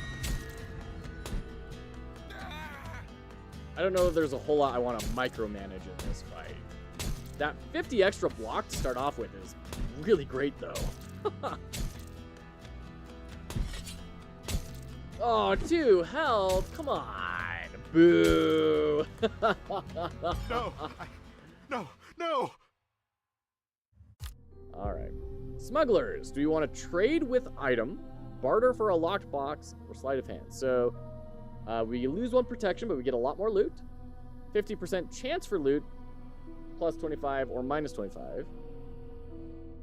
Or chance for higher loot or higher notoriety. Let's just trade with, let's just get a flat 25% loot increase. While attempting to garner more information from the smugglers regarding their goods, there was a misunderstanding, and I was accused of attempted theft. I thought to kill the smugglers for their offense, but there were already too many witnesses. I departed expeditiously. Yeah, we're just gonna leave. Oh, we have a dog to fight. Alright. That's as far as I can take it. Wrath's glory. So that's what the sort of Darkest Dungeon sanity icon is. It's the special being used. Okay. Alright, get out of here, pup.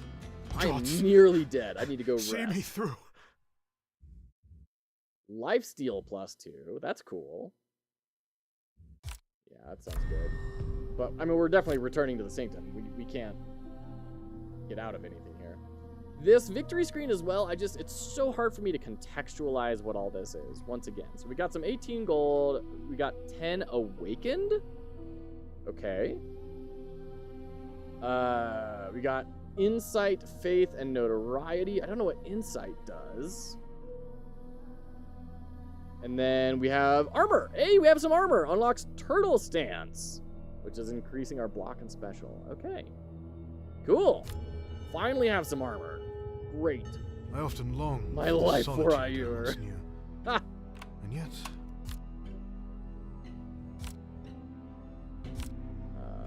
items. Armors. Gonna unlock the Gambuson. And we have enough to get our level 5 wisdom. 1 permanent blessing of madness.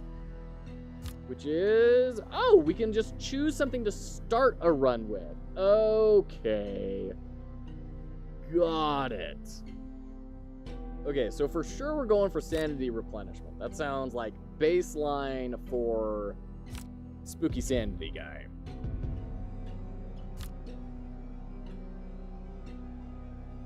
We're gonna lose 5 awakened? Why? Ah! Gosh. Come on. Thank you. Is it because we have needs? Do we need to address the needs?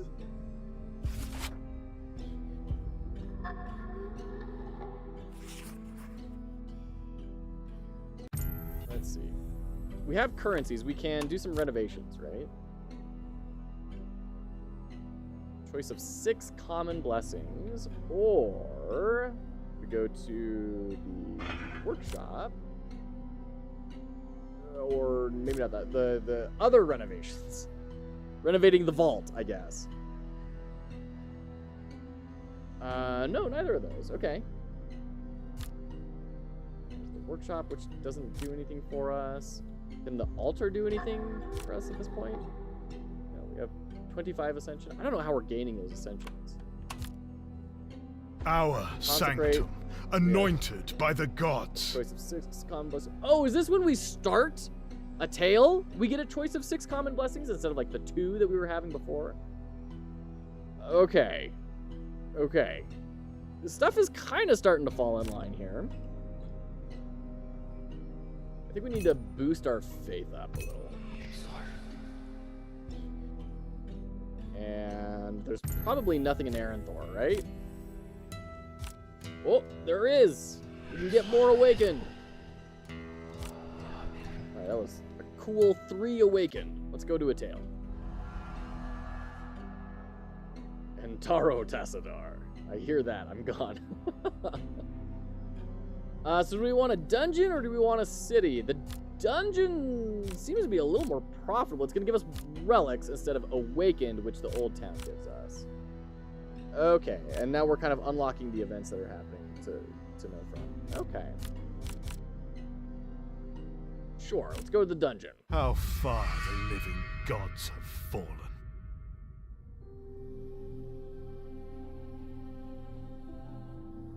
Crit damage, crit chance, counter +10 if no actions deal damage. Which seems really cool, but also just so bad unless you can evade everything. We're going to go with upping crit chance. Oh, this is a different dungeon. Okay. Gather gold. There's a random event. Search for valuable equipment. And a blessing. Let's get our rare blessing online. That's a revive. Damage +1 per crit attack. Health -2 per crit attack. Okay. Increase sanity damage by critical damage when above 75 sanity. That sounds pretty cool. Sounds like... so now our crits are also going to apply to sanity, which is wild. Let's search for equipment, I guess. Hey, we got the Ring of Scales. We already have that. A fate undeserved. I will avenge their suffering. The guards remain. Oh, we got the key. Okay, so we could leave if we wanted to. Let's check out treasure. We've got a horde of rats.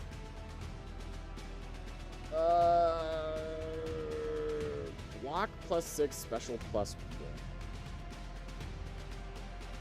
Yeah, let's load that up. And then we'll break your sanity a little bit and go.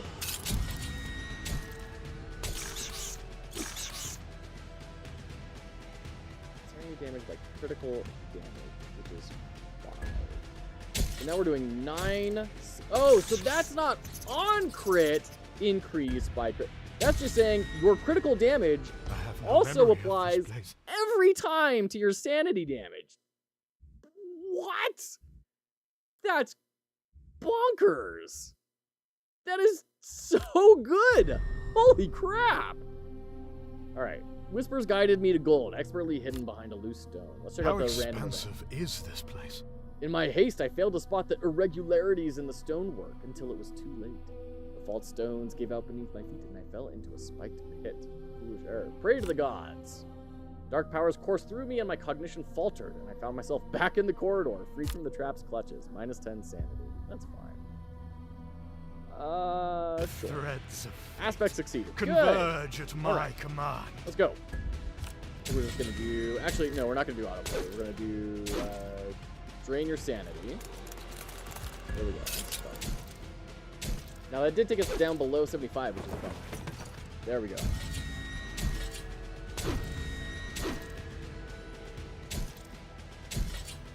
Wow, we do so much damage when we break through that sanity wall. Broken one's glory. Cool. Crit damage +2 per attack. Yes! 1,000,000,000%. I think we can keep going.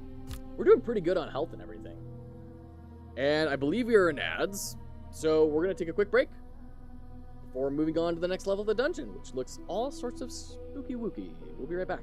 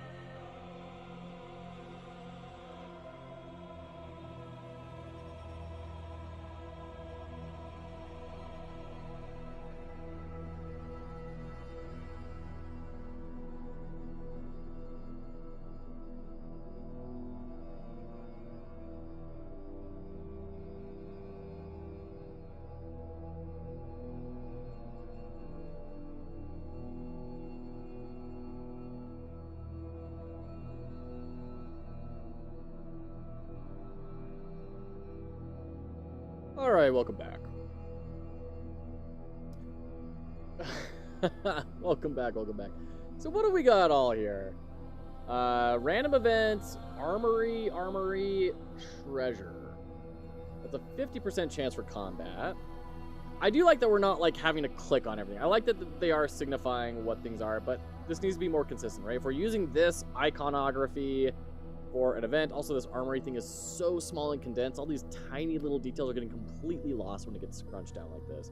Like, bring this back to the beginning of the game when we had the choice between the 3 different things, right? The 3 different gods. Reinforce that with this style of iconography, right? 30% chance for combat encounter. Let's go to the armory. We got some brigandine. All right. And we got the key. All right. Some mail. And events. I discovered a hidden laboratory with shelves lining its walls, containing numerous flasks and beakers filled with alchemical concoctions. In the center of the room, a wooden table with fastened metal restraints and deep crimson stains stood testament to the atrocities and horrors that had befallen many. Try and say deep crimson stains stood testament 10 times fast. Crimson stains stood. That is back-to-back S sounds. For 3 words. Began to search the place. What is this pop-up? The mad woman interrupted my work. Lunatic encounter. Okay. Let's just dive in. Whoa, totally different art on the right. All right. Yeah, let's knock your sanity down. Go.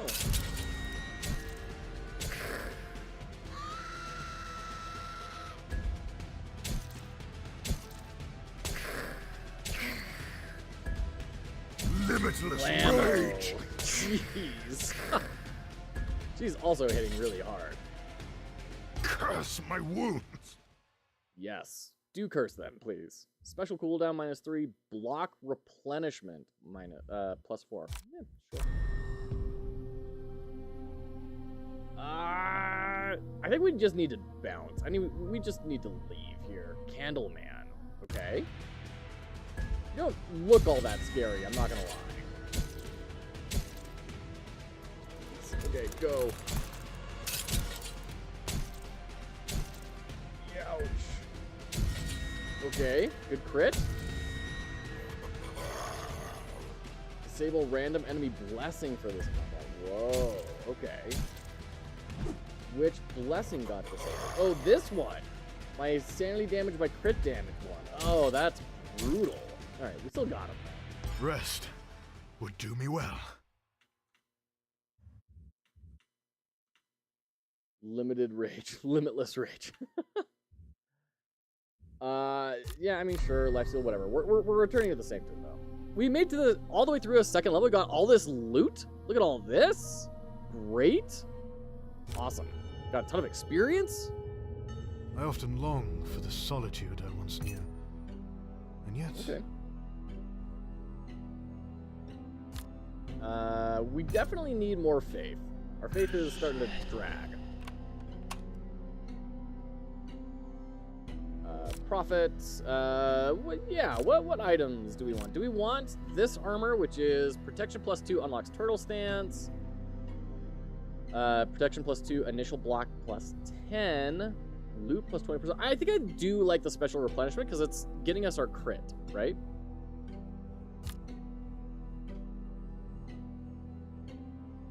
Health +4, sanity +2. We definitely are lighter on health than we are on sanity. So let's swap that in.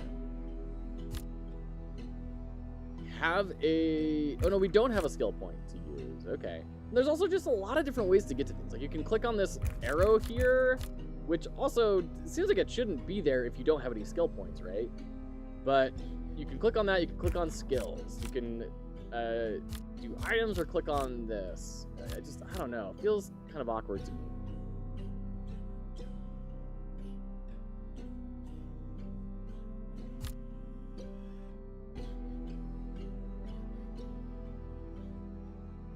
Let's swap that out. There we go.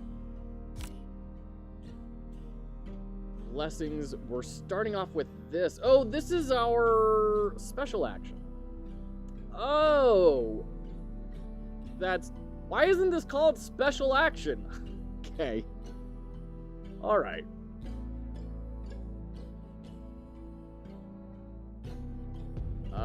Sure. We'll do that. And we still can't select kiddos. All right. Any amount of currency that seems worthwhile? I don't think so. Vault, anything we can buy? We need, what, 40 for more cultists. But we seem to have more cultists than we know what to do with this at this point.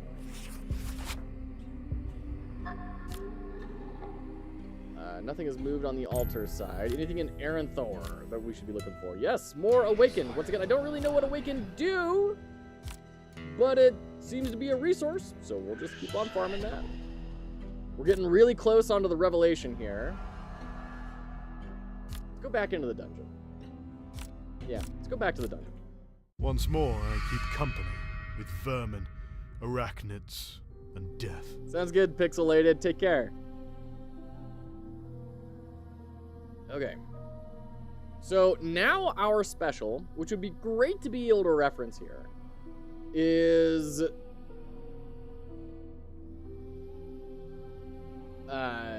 making our evade and crit chance higher.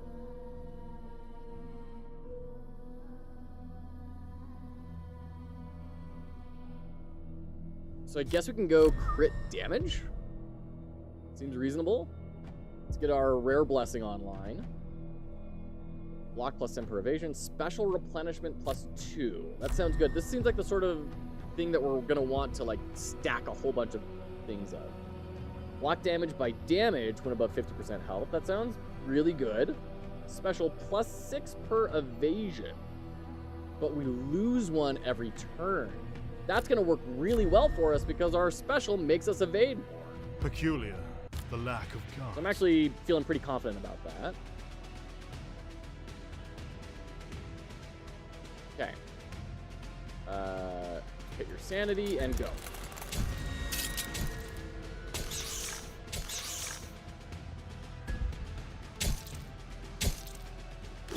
Nice. Got the evasion.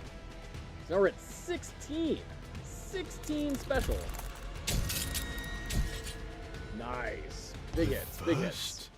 So yeah, we're going to be scaling up in fights now, which is great. Plus 40% loot. Yeah, let's grab that. Get 50 gold. We can rest. Let's get our health up. We can rest again. Sure, boost our sanity. And aspect of madness. Aspect succeeded. Good. Converge get at to my fail that. command.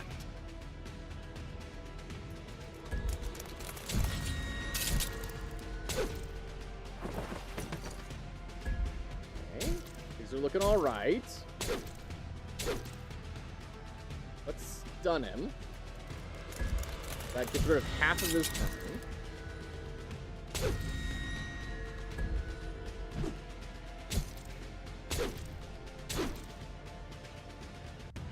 Move your sanity.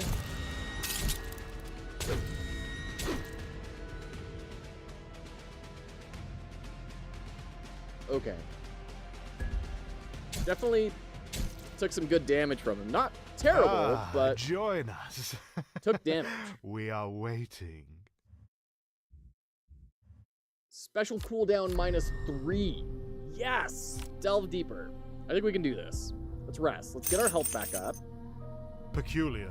The lack of Okay, we got to guards. fight. Let's dive though. Your identity rewritten.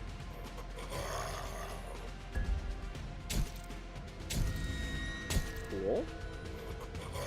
I wish it would tell us like how much we have used this. How many buffs do we have, right? Unsettling Grin with a counter next to it. So far, I think it's just showcasing it over here, which is a bummer. Because you don't really look over here, right? That's a big distance for the eye to travel.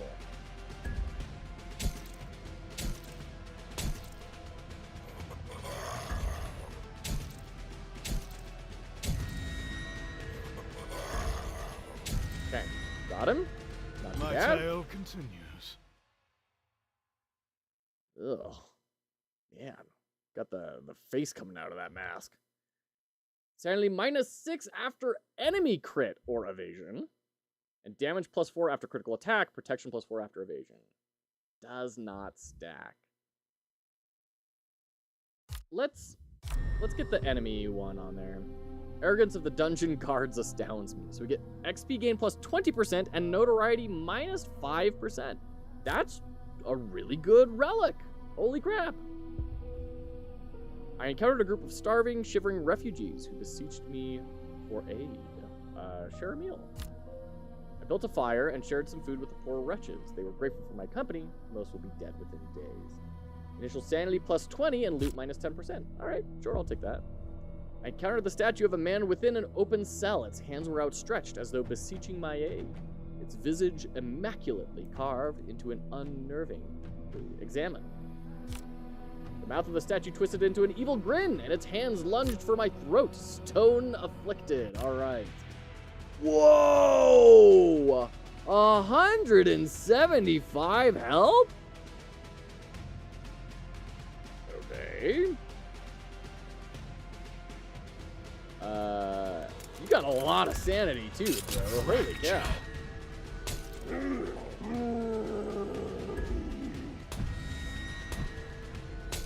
Yeah, this is gonna be a slog. Let's turn on auto fight here.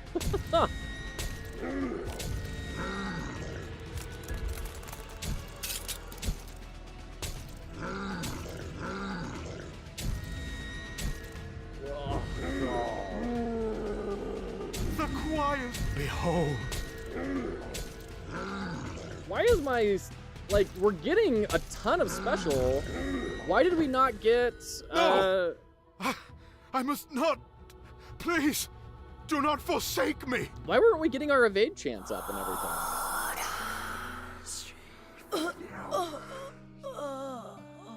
Did the gods just murk someone and give me their life force? I am restored. My faith, unwavering, shall see me returned to their service. Wow. It should not have come to this. I must do better. Wow, what a scene. Okay. Interesting. Do others hear the whispers as intimately as I? Yeah, our faith is draining. And we're getting a ton of these. Like, I don't know how to affect this, really. Boost our faith. Like, we've been taking the boost pretty much every single time. I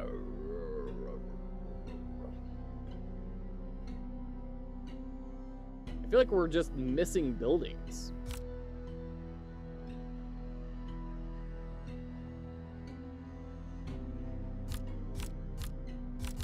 Oh, shut up. There's a whole space down here.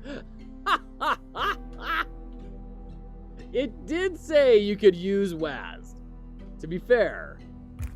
But, wow. Okay. All right.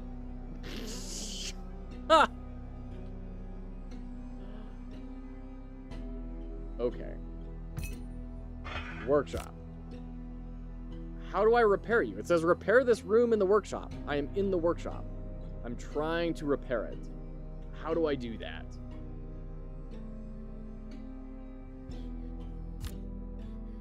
Oh, man. I want to love this game. Like, it seems so cool.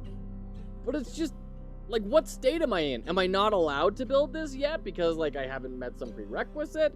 Do I not have enough materials? Am I in the wrong spot? Am I clicking the wrong buttons? I need the answers to these questions. I don't know. Ugh, brutal. Because that feels like a pretty big deal.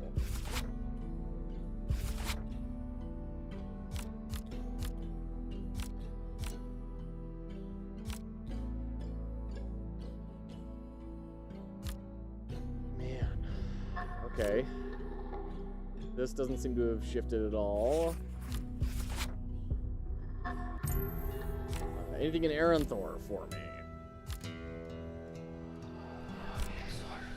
I would assume these awakened will like eventually convert into cultists, but I have no clue. I do like that everything is nice and snappy in terms of like transition speeds. That's good. Oh, and there's stuff over here too.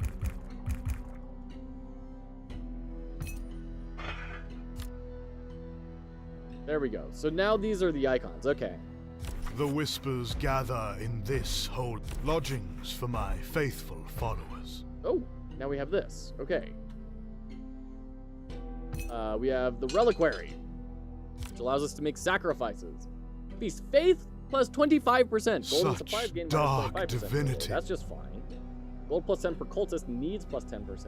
Notoriety minus 20%. Okay, let's definitely get the feast going. Holy crap.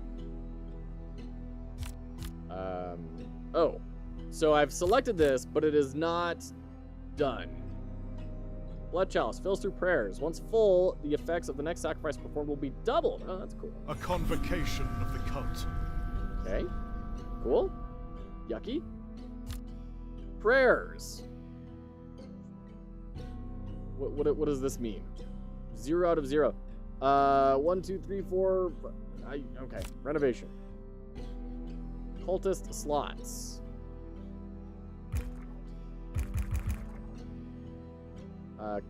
Unlocks faith sacrifices. Unlocks prayers to increase faith. Our yes. sanctum, Definitely want that. anointed by the gods. There we go. Now we can throw stuff in there.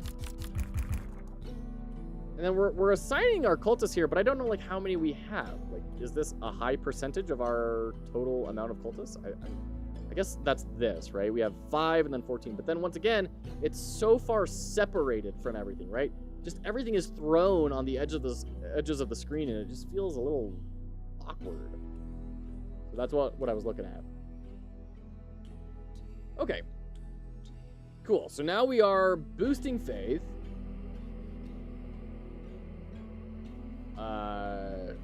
We really need needs taken care of. All of the faithful. We can devote a disciple to one of the dead gods. So we can devote them to wisdom, which gives us +1 wisdom per disciple level, and madness influence +1 per calling level. These are new things to me. Okay. Okay. Interesting. So we have like a full-on character here with levels and stats. Are they going to go out on tails themselves? Purity. Sure. Show of force expires in 2 days. For the downtrodden, a display of strength can elicit curiosity and admiration. So we need 5. I mean, for a show of force, let's send out a wrath dedicated person, right? Why did you turn into that? Okay. Weird. So we can... No, we can't click these. These are totally in an enabled state. I can't do anything with that. Assign it... You have to click a drag. Alright. Go. Oh, we don't have enough supplies. But I mean, adding her only increased our rewards by 2 and our success chance by 1. Insufficient resource? What are you talking about? I got supplies. Okay. Let's go ahead and buy some more supplies. Yeah. And then the hall, callings, go. Do I need to have 2 people in there? Oh, I guess I need to have 2 people in there. Success chance plus 10%, but minus 25%. Or no, let's not. 25% chance less reward when our success chance is already 80%. Seems I foresee success, or else. Okay. Great. So now we can do espionage, which don't really need.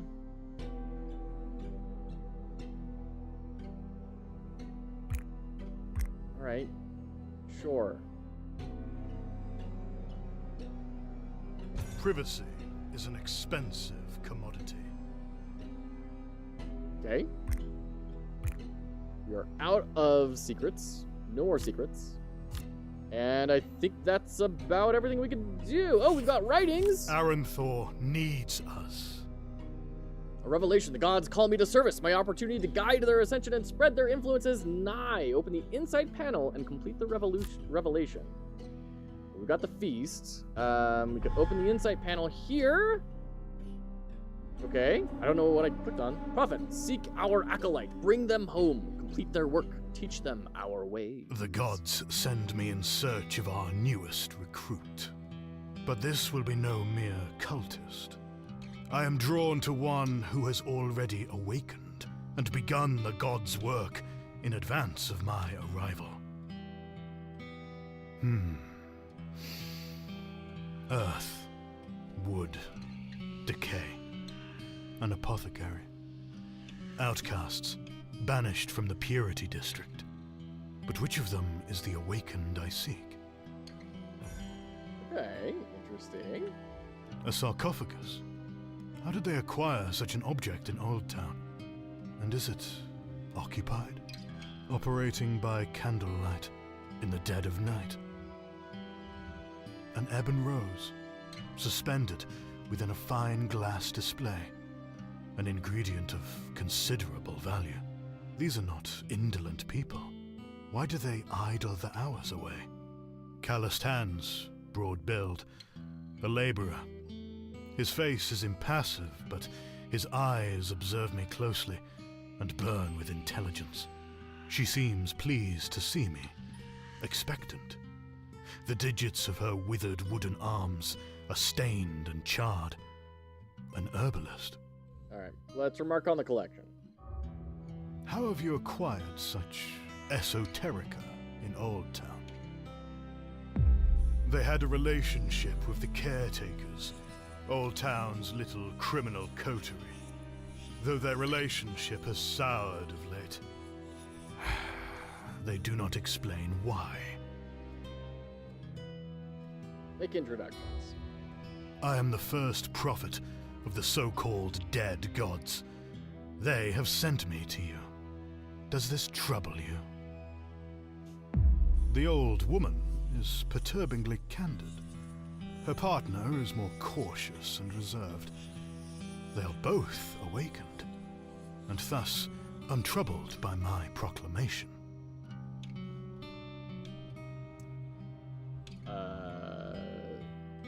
Demand an explanation, entice their curiosity, or recommend candor. I mean, they're clearly devoted to, like, knowledge and accumulation of these rays. I think curiosity would probably be the best route. Well, this has been most enjoyable. But the gods call me to service, so I will be going now. Unless there was anything else you wanted to tell me. Their curiosity is piqued. The couple tells me that the whispers drive them, give them purpose in a way their old district could not.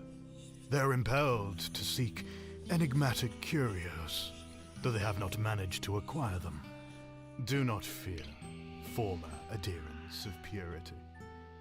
I will find you. I was sent to find a single awakened. Cut there. Now I have two.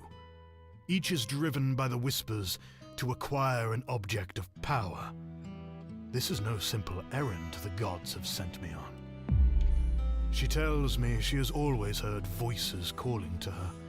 I empathize. But now they are accompanied by a vision of murky waters and a shape she cannot discern. The Old Town docks?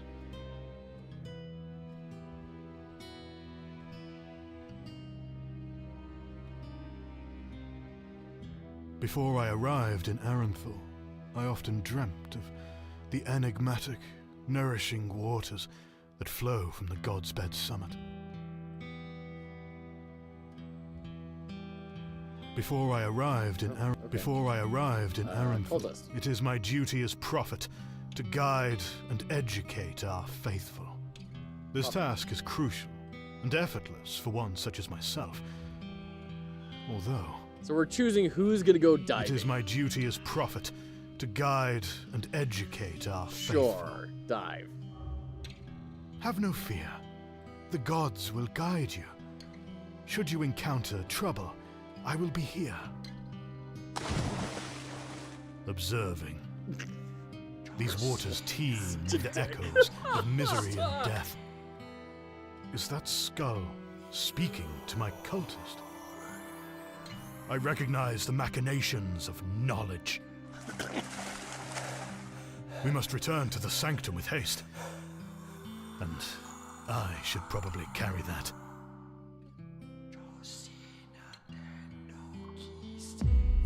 This man's vision, a petrified fragment of the Tree of Purity.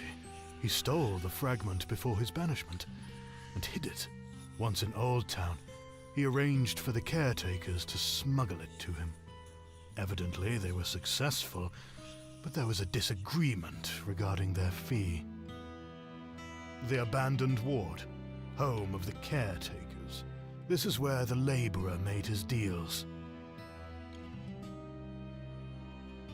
All right, we'll be jumping into ads. We'll be right back.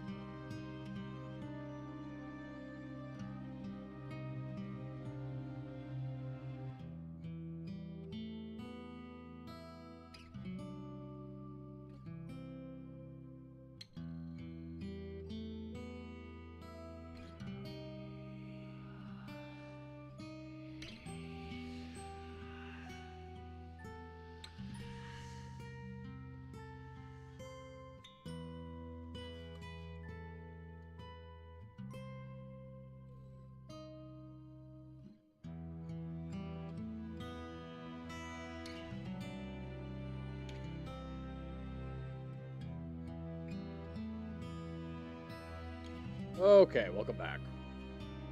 Let's dive in here. Figure out what to do.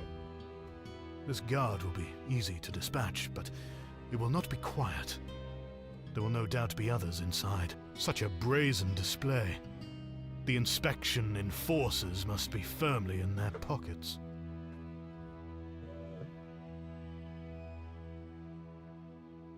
The children have a contentious history with the caretakers.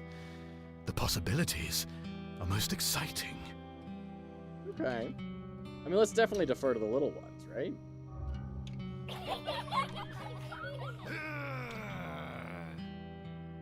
A rather excessive reaction to a child's prank. Branches of a tree, like the branches of fate. That this branch would find its way to me through children's trickery is wonderful. You have each led me to a corrupted fetish of a living god. But there is one god omitted from our collection. Observe. We are drawn to each other for divine purpose. And our purpose is revealed. A Valor warrior, banished to Old Town. I see. The gods dispatch me to assemble an artifact, a desecrated idol of all three living gods. Now, for the final corrupted fetish, the skin of Valor. Jeez. This broken man does not react to my presence. He keeps his faith, but where is his god? This is a long section. A fine weapon. Its idleness is disgraceful. A warrior's journal. So many deeds recorded. So many choices made. Regrets. He does not embrace the web, nor the changes he has been privileged to make. A son of valor. Banished. His powerlessness must torment him. Okay. Restore his honor, tempt his ego, wield his regret. A fine weapon. Its idleness. I think we gotta is wield a the warrior's regret, journal. right? So many deeds recorded. So many choices made. Regrets. He does not embrace the web, nor the changes he has been privileged to make. I think that's gonna be the one that's like most likely to win here. Such valorous deeds you have committed, warrior. Have you not even the courage to embrace your own reality, to honor your commitment to your god? You know what it is that is demanded of you. Shake your cowardice and act.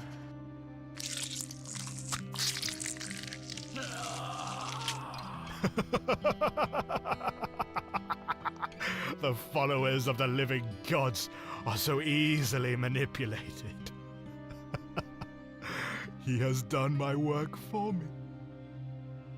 It is assembled. There is only one final step. He just ripped parts of himself off? Ugh. A pragmatic and intelligent individual. She is a true believer. An amalgam of the corrupted living god relics. How satisfying.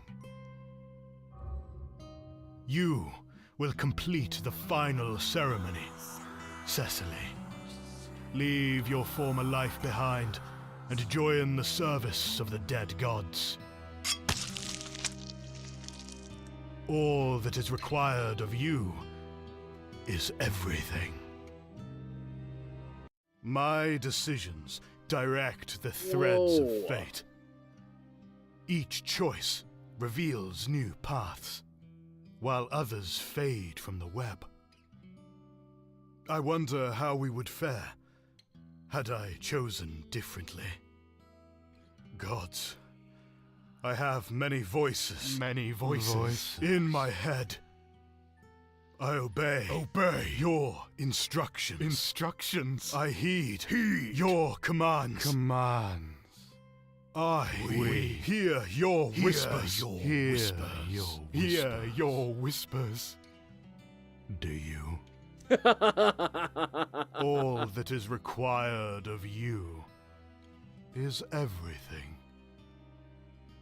Play again to see other outcomes. Cool! This was rad. This was a great time. I really liked this game. I think there's, like we talked about, there's a lot of work. When I was the last one. There's a lot of work that could be done to improve the UX of things. But outside of that, really, really cool. Big fan. Big fan of what they're accomplishing here. Oops. All right. Cool. So that was that. For our last little bit here, once again, big thank you to the devs for that. We're going to dive into 45. 45 is what we're going to jump into here to wrap out our stream. Let me go ahead and change our stream information here. Make a marker, and then we're going to say edit stream info. This is going to be 45. Or dot 40-5. Yeah, there you go. All right. Let's dive in here.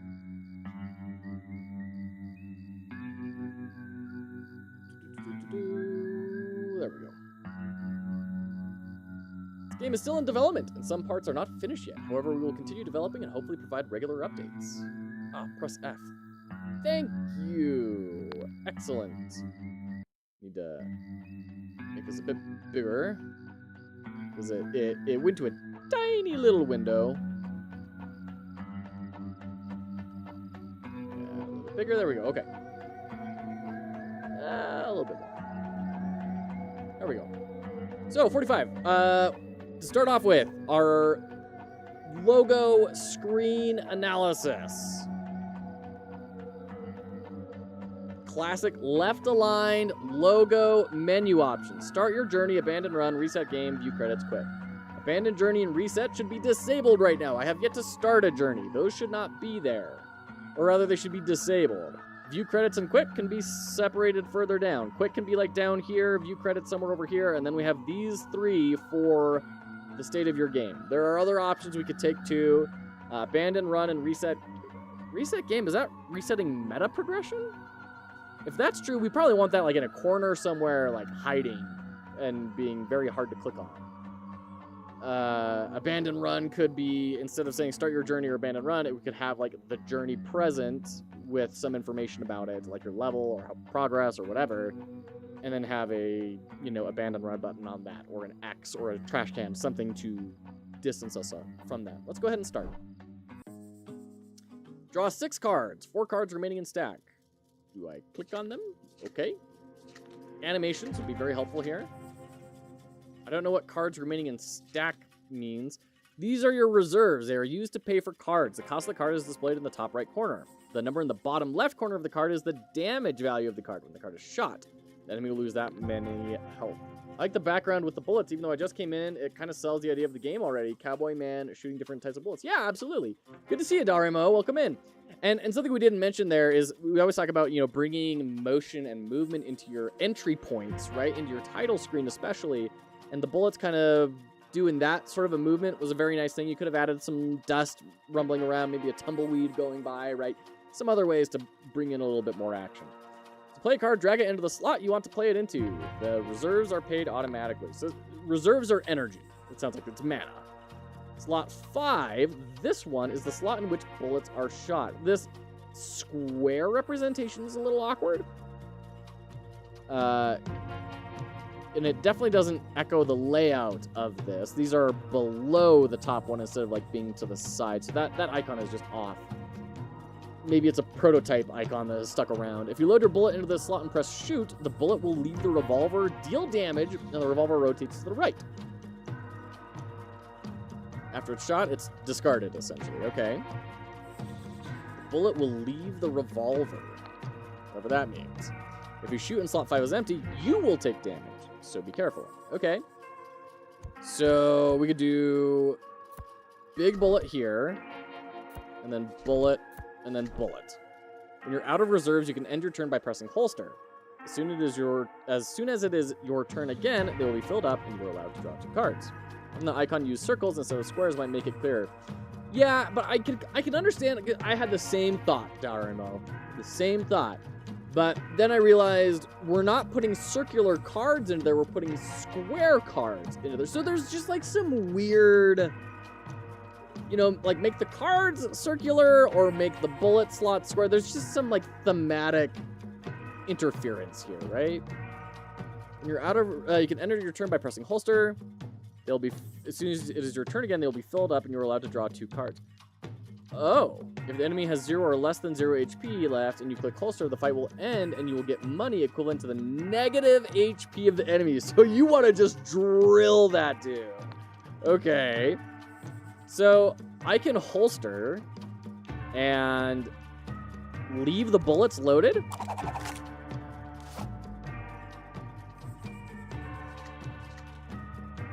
Yeah, we have full... Okay. Okay, so we're both kind of like loading things up, which can take multiple turns. Typography here is terrible, by the way. This is so placeholder. This is like building a prototype for a game jam level of bad. Of just like this random label here and here. This icon is next to invisible on this background. Like, could be way, way, way better. Clearly, when they want to do typography, they can do better. They have it on the cards. They have it on the buttons here. This feels different. It's a different typeface than the others. Still feels a lot better. And then this, there's like 1, 2, 3, 4, 5 different typefaces on here, right? Unifying all that would do a lot. All right, let's shoot. Oh, it's not going to shoot everything. Oh, okay. Okay. Overkill cache 22. I don't know how good that is. Why is the title screen here in settings? What the heck? The title screen should just be like hidden behind escape, unless you're planning on doing this on mobile or on consoles. Even on consoles, you have the start button. Title screen at best should be an icon like up here in the upper left. Same with settings. Or upper right for settings or something. Backpack. This is my deck. Okay. Okay.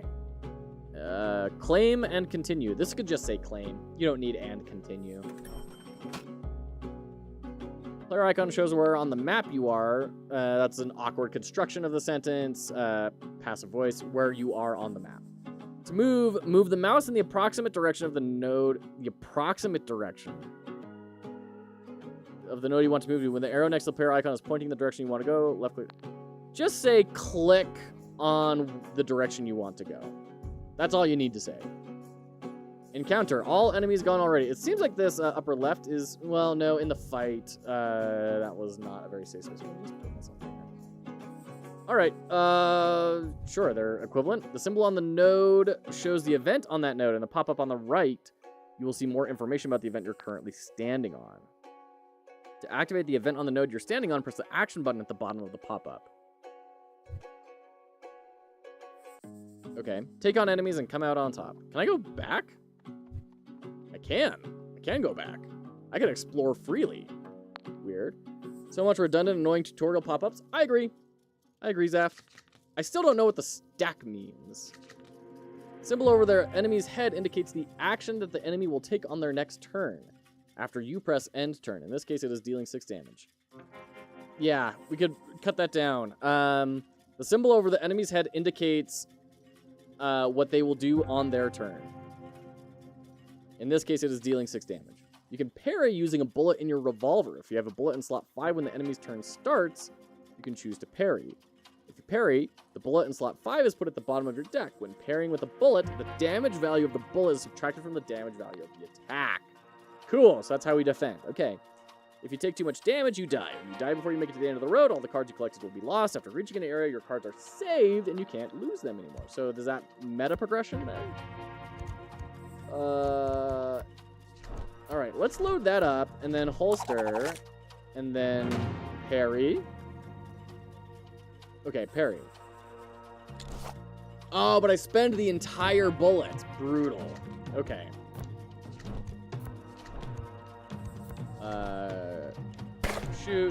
Shoot, and then holster, because he's at 3 health, and we want a full load, right? So we can do big bullet, and then blast it. There we go, minus 37. Oh, and we can do another bullet and shoot. Minus 43. Good. All right, let's go to the next one. Ominous person, you get a card. You get 1 bullet, silver bullet. Drag and add it to your deck or backpack. On place down, draw a card. On shot, draw a card. Sure. That sounds incredible. You have drawn your newly obtained card. You can hover over it to see its effect. Each bullet has a unique effect. There are different ways a bullet's effect can be activated called triggers. Yeah, we don't need that much of an explanation. The 2 most important triggers are found on this bullet. Let's look at one of them. On enter effects, well, we're not looking at them, are we? Are activated when the bullet is placed in the revolver. Silver bullet lets you draw additional cards. When your deck is empty, you will only draw normal bullets. Okay, that's a good thing to know. Oh, man, you could cut this all down a lot. Also, we need more spacing between the button and the text. Okay, so we do that, draw a card. Now we have on shot. Activate when the bullet shot at an enemy, of course. I mean, that makes perfect sense. Go ahead and holster.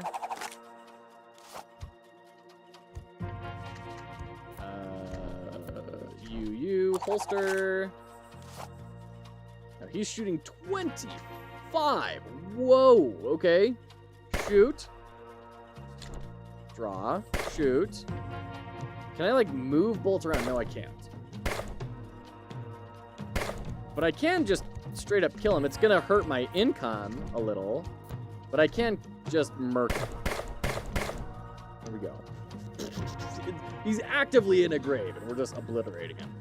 I'd have refunded this game by now just from being annoyed beyond imagination with the pop-ups. Tutorialization can be very tricky, and I think they have a lot of work to do for that. Same with Whispers of the Eyeless, for what it's worth. All right, we're gonna draft a card. Worker Bullet. While in revolver, on turn begin. Okay. Gain 1 reserve. Okay, so it's gonna give us energy. Cool. Yeah, sure. That sounds great. Some of these pop-ups might be good if you had answered no to a question like, have you played a deck builder before? Yeah. Most of them seem to assume you've never played a card game in your life. Yeah, I think that's very fair. Once again, and the stuff that I want to know about is not telling me. Like, what is the stack? What does that mean? Yeah, okay. Oh, you already explained all this to us. You don't need to tell us how to hover on cards again. All right.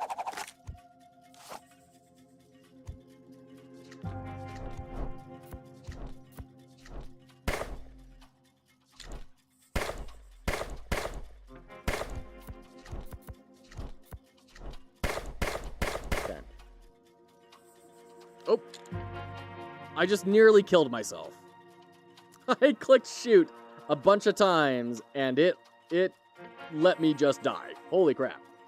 Game is secretly developed by Toriel. Like if stack was replaced with the word deck, is that what it means? Talk with your brother. Okay. Hi. Glad I caught you before you left. I know I can't stop you from taking on this voyage, but please promise to be careful. Oh, that color contrast. Also, there is something I wanted to give you before you leave. Here, this might be useful on your journey. Great. Start. And we're healed up. Bullets have been saved. Hurrah! Cool. So that was our tutorial. Talk with the traveling merchant. Howdy. Welcome in Aqua Ball, where all the scum, outlaws, and gamblers of the old world come together to find their luck in the frontier. You can buy some cursed bullets at my shop over there. Coffins can be pre-ordered. The frontier? Yeah, the land that was discovered here a while ago. This town serves as the entrance to it. How did you not know this? It's a lawless zone out there, although since the governor showed up here, it hasn't been the same anymore. What about bullets? Yeah, I don't know why they're here or what they are, but they can be found all over the frontier. They're really powerful and also cursed. That's way too much. That's too tight. So a lot of people want them either for themselves or to turn a profit. Jiggletex was the worst, yeah. That's where all these guys here come from. They hope to turn their life around and try their luck in the frontier. Yeah, they're to make good business for us here in Aqua Ball, though, so I won't complain. All right. You can come visit my shop over there if you want. But I travel the frontier with my stock most of the time, so we'll probably see each other, missing the apostrophe, each other anyway. Until then, take care. All right, let's go. Whoa, no, shop, enter. We got $101. Gravedigger's Bullet. Draw a card, and this bullet gets +8 damage while it's in the revolver and win a bullet. So they have this kind of sequential triggering system. We need more than just this plain text. We need some sort of like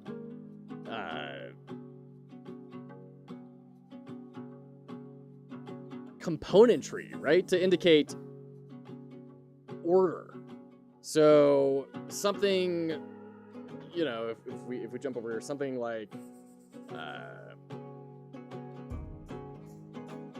while in revolver, because we're also repeating while a bunch, right? Once again, repeated information. We need to look for opportunities to amend that.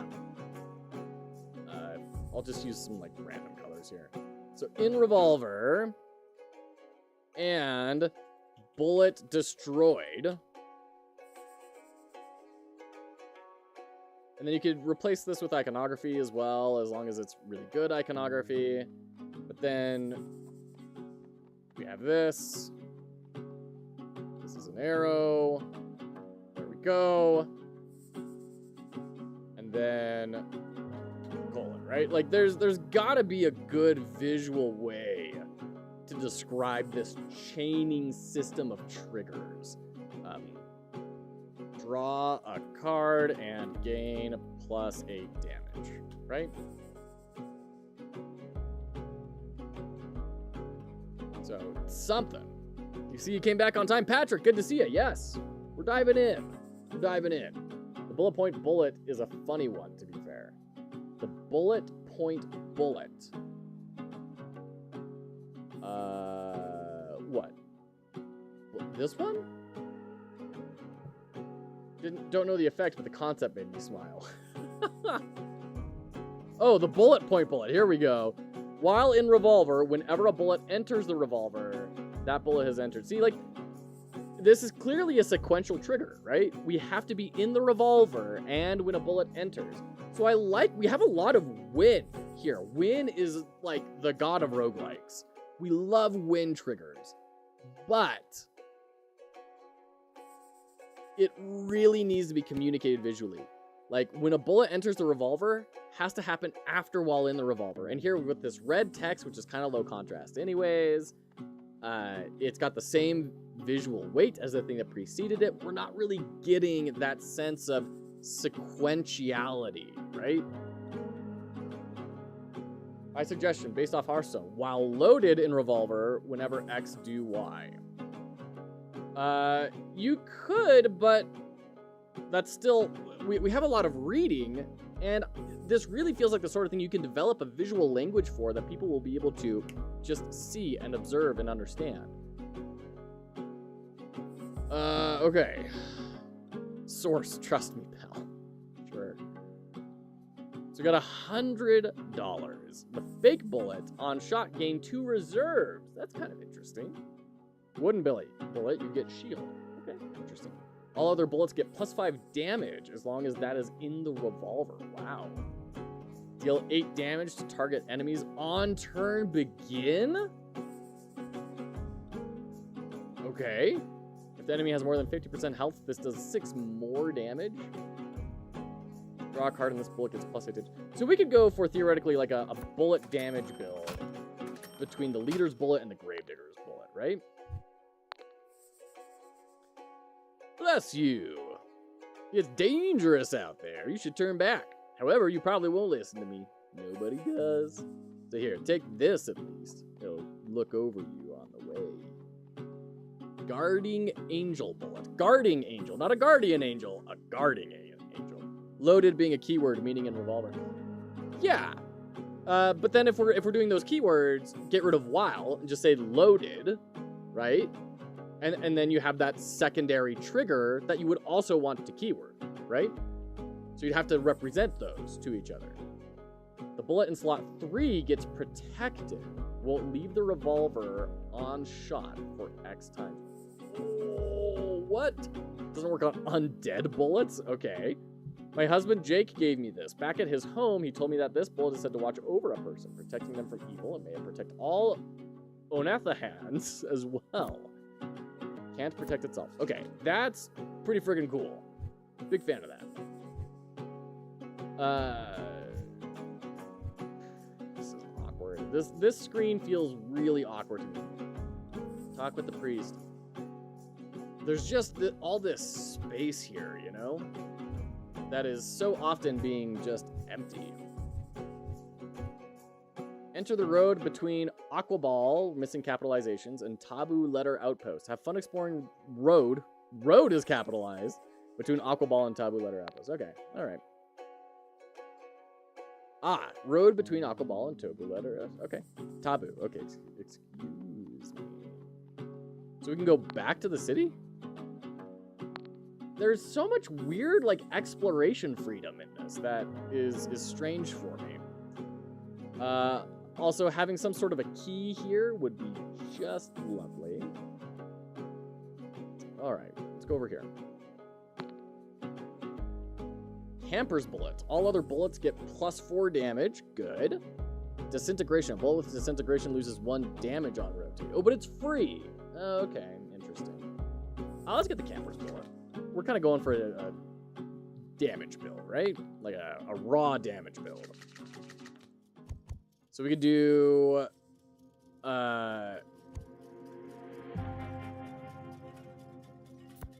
Camper's Bullet. Ooh, but you're going to hit me for 8 here.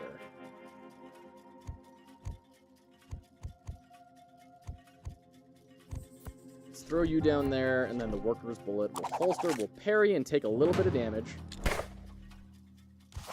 And then Leader's Bullet.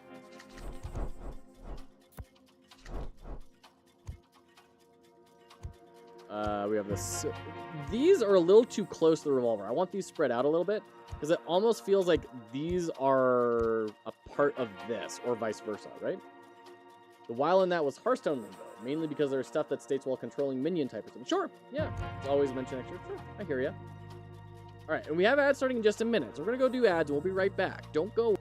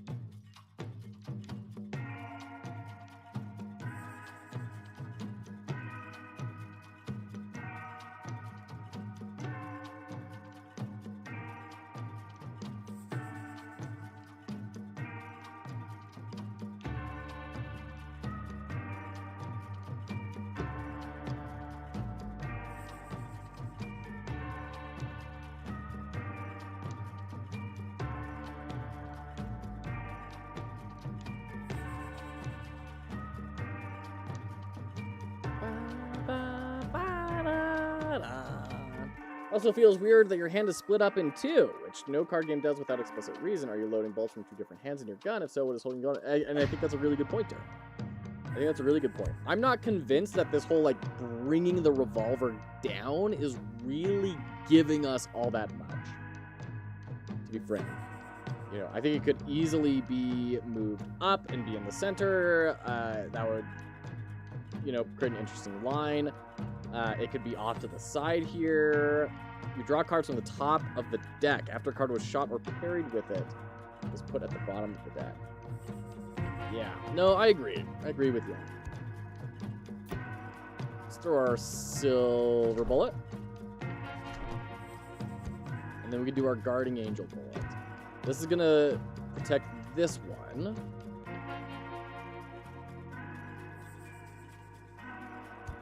I think we're going to shoot. And then we can put the Guarding Angel Bullet.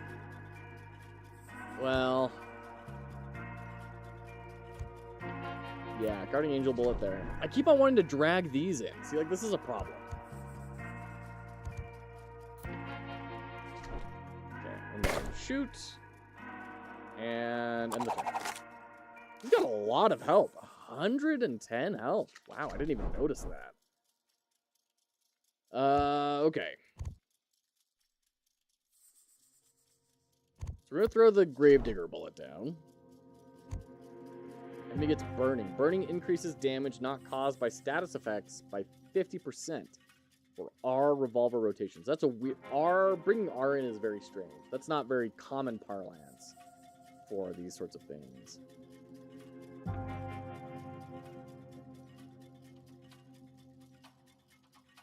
And then what do I have protected? Is it the camper's bullet? It is protected. I'd like some sort of on-screen indicator to say, hey, yeah, this is protected, right? Okay.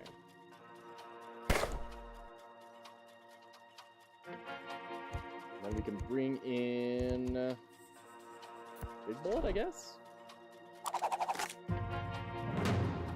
We can parry, and it's protected, so it's good, and it rotates.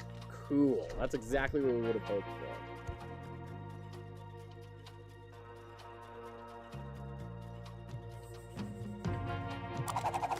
Oh, I didn't mean to holster there. Gosh, dang it. Okay.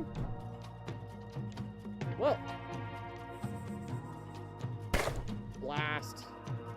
Blast.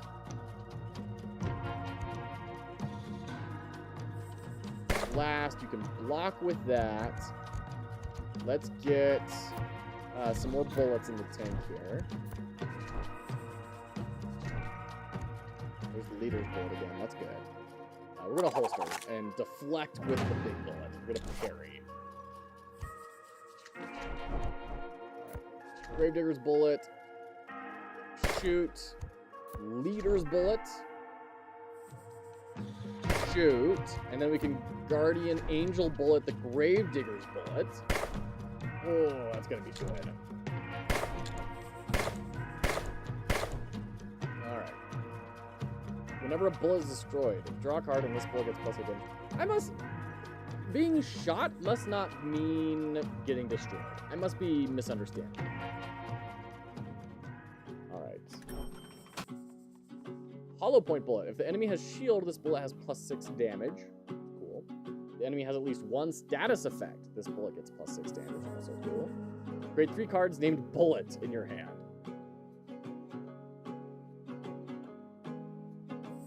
We'll throw that in the backpack. We're gonna throw that in the back. All right, we're gonna add it to the deck.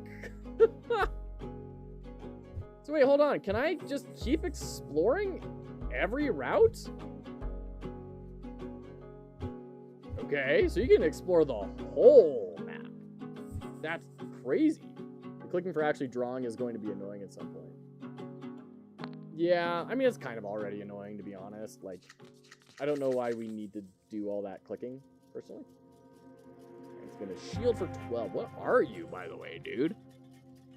You have a gas mask on? Are you Mad Max? What the heck? Alright, bullet. We now have 1 billion bullets. Then we can do a big bullet. And we'll holster. Okay, we can do leader's bullet. This is terrible placement. That's bad.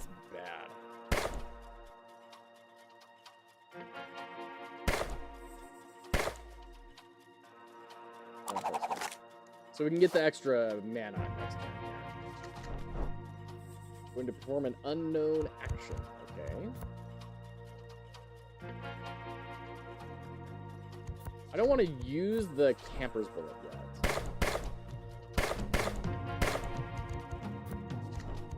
I want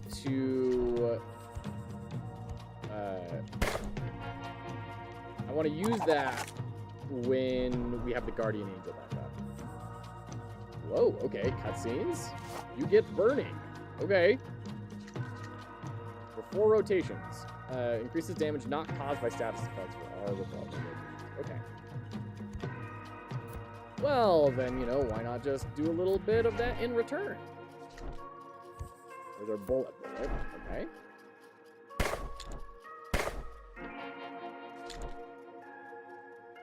So he's dealing 12 plus 6 because we are burning. Okay, got it. Do that. Oh, and he's dead. Great. Go team. Claim. Rotten bullet. It disintegrates. Bullet with disintegration loses 1 damage on rotate. Okay. Shield bullet, you gain shield 4. Another leader's bullet. Let's go for more leader's bullets. Let's try and go for these cards over here. 3 rotations he will burn us. Okay. There's the camper's bullet. We're going to want to bring that out with guarding angel bullet next time. In the meantime, we'll just,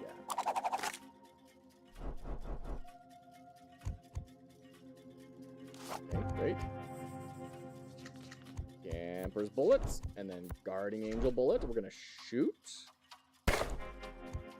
Bring in another bullet.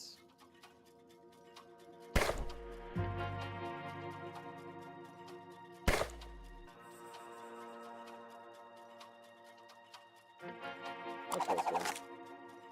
I don't know that I had a really good reason to holster, but it's gonna do it. It's gonna do it. Incendiary bullet out. Shoot the guardian angel bullet because it's kind of pants. And we're gonna holster and parry with our silver bullet. Okay. Bring out the worker bullet. Oh no, another leader's bullet. Yeah, absolutely. Holster.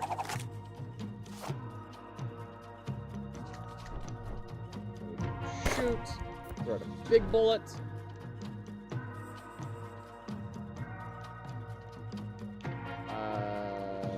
Shoot again.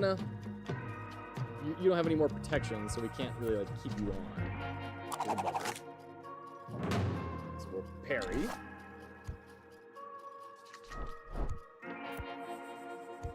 Guardian Angel bullet sounds really good on the big bullet. Yeah.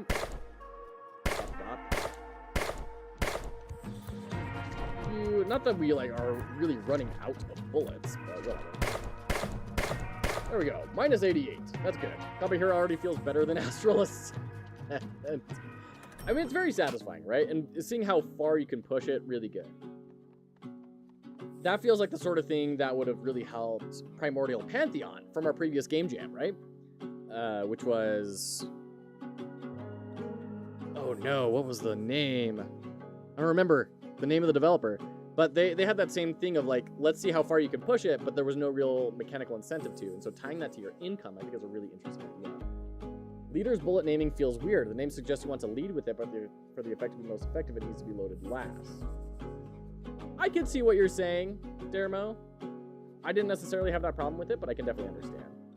There's an extra cost, destroy target other bullet. Hey, great. Let's get some more cards. No, get more cards. Lucky Duke's bullet. Deals 6 damage to target enemy on place down. Oh, okay. Full lead bullet. On turn begin, you get poison? 9 and 1. And now we're at D and T instead of R. Oh, boy. Poison causes D damage for T turns. D and T both stack. That is so awkward. Let's just get Lucky Dukes.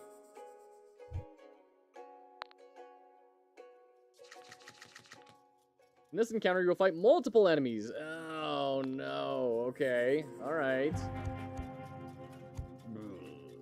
Okay. Bullets. Camper's bullet. Holster. Then we're going to... Worker bullet. Guardian Angel bullet. Leader's bullet. And...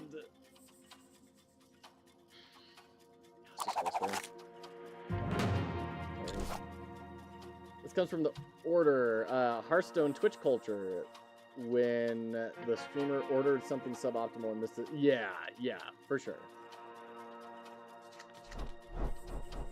Okay. Let's get the big bullets starting to load up here. And incendiary.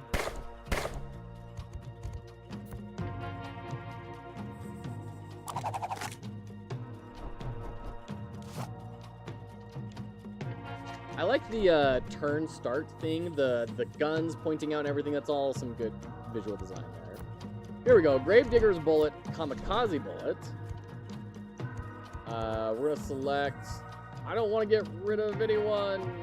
Get rid of that one? Is that still gonna trigger its ability? No. All right.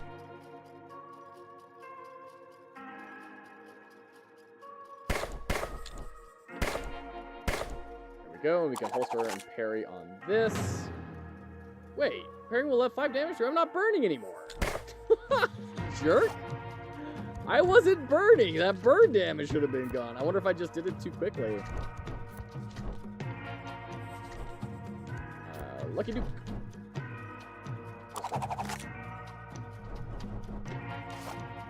Hot potato. Ooh, I missed that. I don't know what we did there. Scorching bullet on end turn while in hand or revolver. Take 10 damage. It costs 3.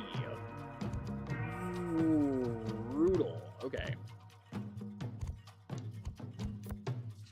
Yeah.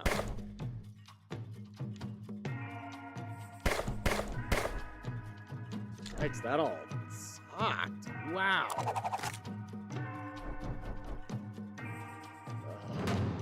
More hot potato. Yikes. That sucks so bad. That's terrible. No! Stop hot potatoing! Holy crap! And then we'll get an incendiary. And we'll just load up one. Sure. No, not holster! Suck! Gosh! Dang it! Gosh! It's so punishing. It's 10 damage for leaving that in your thing. Okay, well, just get out of here. I don't like you. Please leave. Okay, you're dead. Great.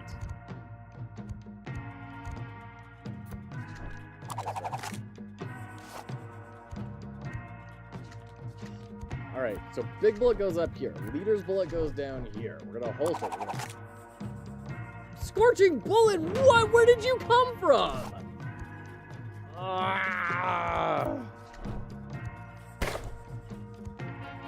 Okay. Okay, everything's fine. Everything's fine. Now that the frickin' scorchers are gone, everything's fine.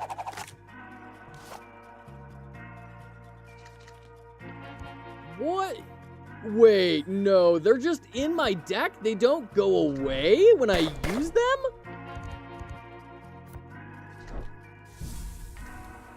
Golly! That's insane! Fire bullet goes in the deck indeed. No kidding. Wow, that is so punishing. Like, that is outrageously powerful. Oh, that should be a boss mechanic? No kidding. Wow, okay. Let's just do a silver bullet here. Bruh. We're dead. We're completely dead. That was a hot load of garbage. Wow. That was so absurdly strong. Holy crap. Oh, man.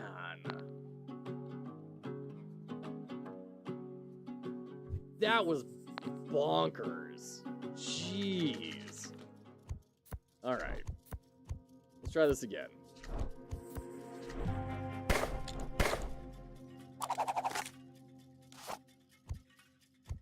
See how far we can make it this time.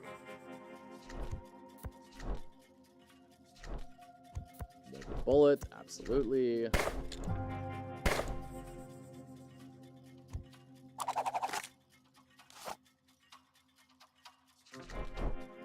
More incendiary bullet, more big bullet, sure.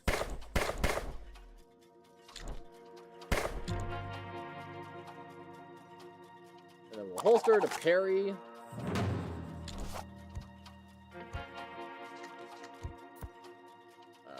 Silver bullet, sure. Bullet, Incendiary. Blast. We could try and farm some more money. All right, take care, Prodigal Son. Thanks for hanging out. Hope you're doing well. Hope that new team is getting closer and closer to coming through. And we're rooting for you. Best of luck.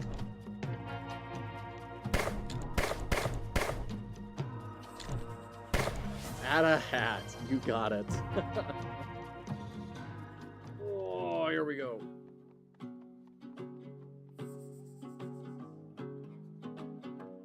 The game has potential. There seems to be just a bunch of QOL changes needed. Yeah, I mean, QOL on one side, but then also balance on another, and right? Not a cowboy, so not on theme. I don't have a cowboy hat. Yeah, I don't have a cowboy hat. I should. When a bullet enters the revolver, that bullet gets +4 damage. All other bullets named bullet get +10 damage? That just sounds absurdly strong. Petition to get Joy a cowboy hat. This bullet destroys itself. Interesting. Alright, let's go for the leader bullet again. Rain. Status effects don't work. Okay. Which means this is nothing. Silver bullet. We got the worker bullet. That's good. So let's actually shoot this, and then it's going to rotate, and then we can put the worker bullet down, so it is a little bit further out. I'm going to take 9 damage. Oh, man. Ouch. It'd be nice to have it actually raining and not just be this little side thing, but whatever. That's probably far beyond what they're actually wanting to develop. Oh, it's as long as it's in the revolver. So putting it right where I did is a terrible, terrible, terrible idea. All right, take care, Prodigal. Have a great day. All right, bullet. Bullets. Oh, okay, I'm doing terrible at this.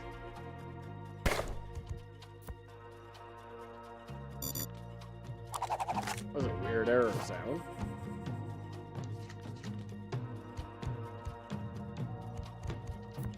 Big bullet, leader's bullet. Then worker bullet, I guess.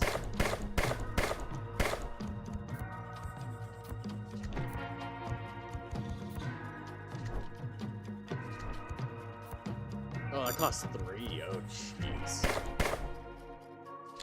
Alright, holster. Doodle bullet. Search for a 0-cost bullet in your deck. It gets +7 damage. That sounds rad. We can also start going for poison. Yeah, sure. Let's go for some poison. Deputy's bullet. On place down, return the bullet and slot 3 to your hand. Yes, absolutely. Absolutely on that one. Okay. Fairly standard turn. We're just going to start blasting here.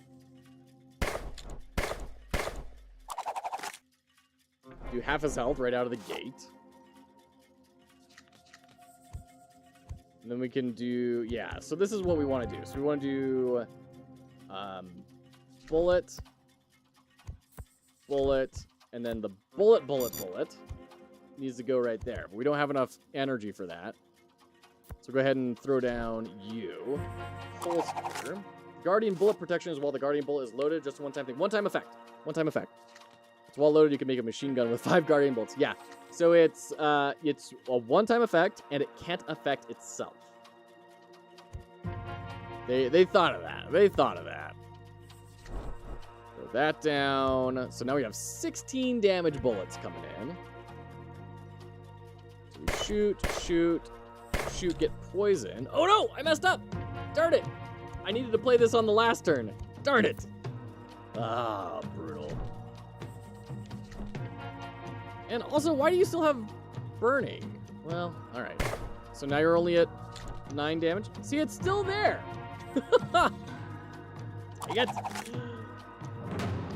Very, yeah. I'm not burning anymore. You shouldn't be burning. Okay.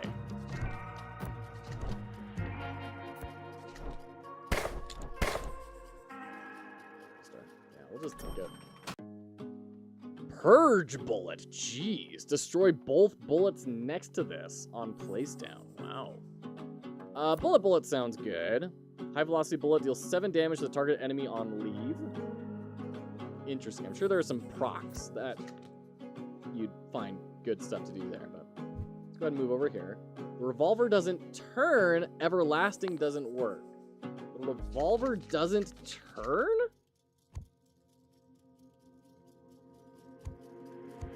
So all this, like, while it is in here is just going to be a hot pile of garbage. So we basically just want to shoot the big one constantly. Wow, that sucks. Feels like it checks once while the enemy selects its action, not again when an effect ends. Yeah, Darmo. All right, poison. Bullet, I guess, just because it's like got a lot of damage. Oh, wait a minute. Ah. All right. Deputy's bullet. Pull that back. Shoot. We're going to put the bullet right here. We're going to holster. Load it, and all normals always get the +10. Yep, exactly. Leader's bullet. Normie. Why are you only at 6 damage? You should be at a lot. Do we need to, like, end the turn? Freaking hot potato, dude. Yeah, we should be getting plus 15 damage to this. It's on load, but it's as long as the bullet is in the revolver.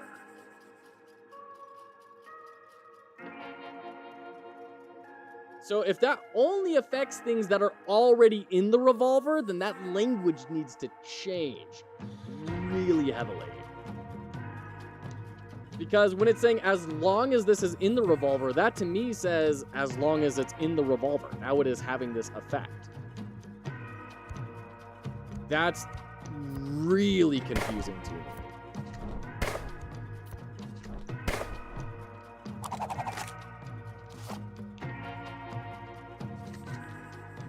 Alright, sheesh. Guess we can throw you down and just constantly get you. Big bullet. Incendiary bullet, I guess. Should have done that in the other way around, but whatever.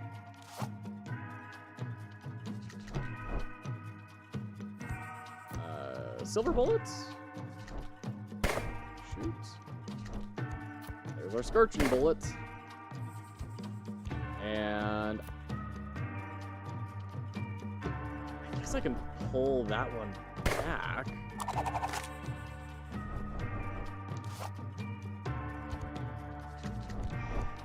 Freaking scorching bullets, dude. It's such an unfun penalty. Holy cow. Load up a bullet here. Holster, I guess, so that next turn I can get the bullet.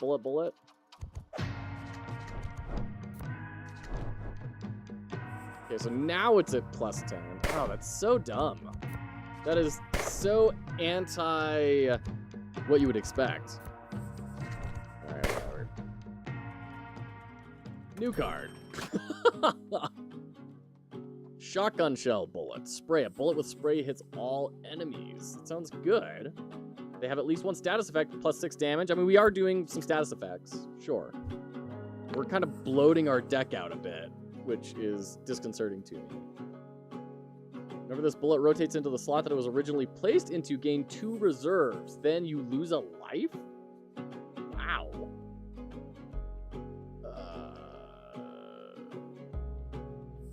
No, I don't want any of these. Please let me put something in the backpack. I don't want a single one of these. Ugh,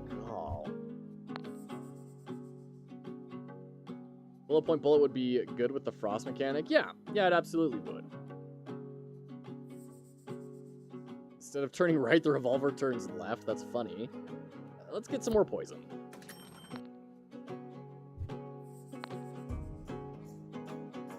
Protective bullet. Target bullet gets protected 4 as long as this bullet is in the revolver.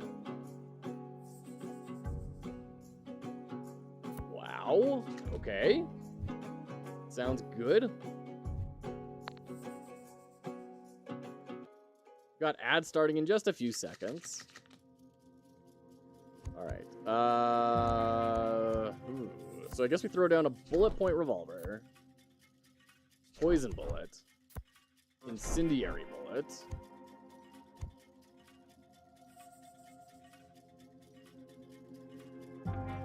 fire, and then we'll parry with the incendiary. This reads as that would be a while in revolver effect. Yeah. No, I totally agree. Totally agree with that. So we can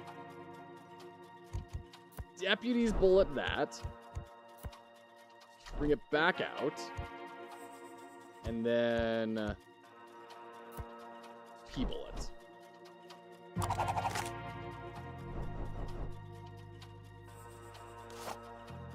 Okay. We can do leader's bullet and protective bullet. Oh, it costs 3. Ooh.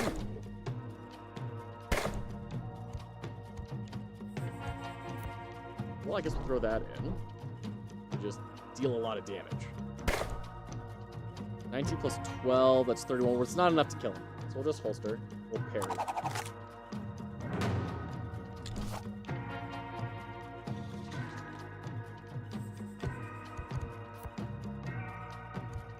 Let's actually go for more damage. Let's get more procs of this thing before it has to go away. Because it doesn't have to stay in the revolver. I think I just lost damage. I think I just lost a bullet. All right, we're next. We'll be right back.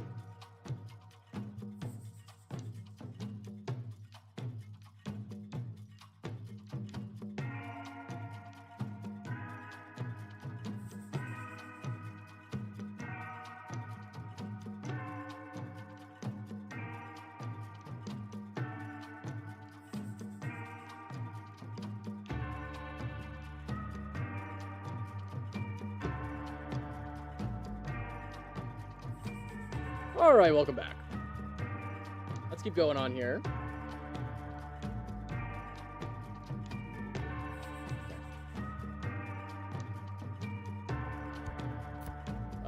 Worker bullet. Oh, holster. Okay. Good to see you, Incredibro. Hope you're doing well. Hope your open world project is going swimmingly. Oh, I dragged the wrong one on. I meant that to be the poison bullet. All right, well, just change of plans.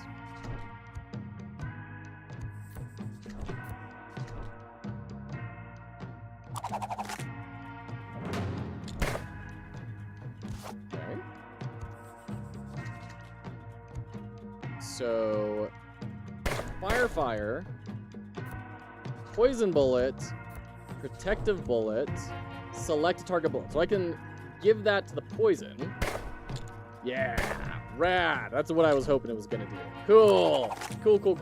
Protective bullet's the goat, dude. Holy cow. 3 protection? That is bonkers. All right.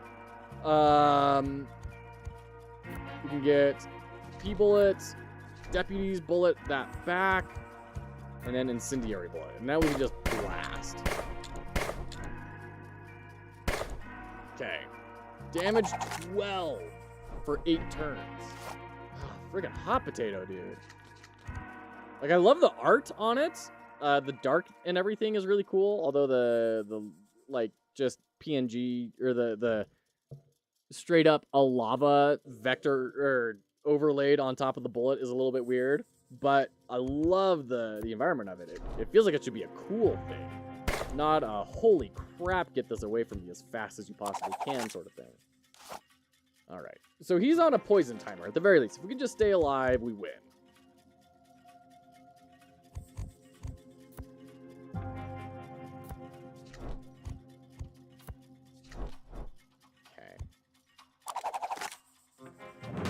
Parry. Did take a lot of damage this fight, though.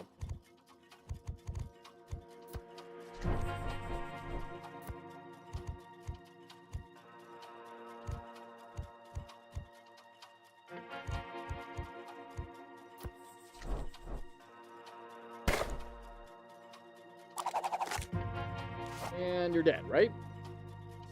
What?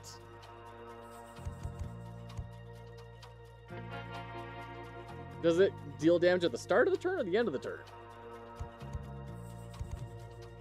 Let's bring out our bullet, and whatever, just shoot him. And then, more bullets. More bullets. There we go. Long lost bullet. As long as the enemy has the status effect. The status effect. All right, poison. On turn begin, you gain 1 reserve and draw a card. Yeah, it sounds pretty good.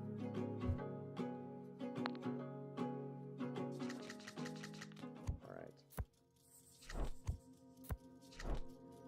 Okay, big bullet and then just blast.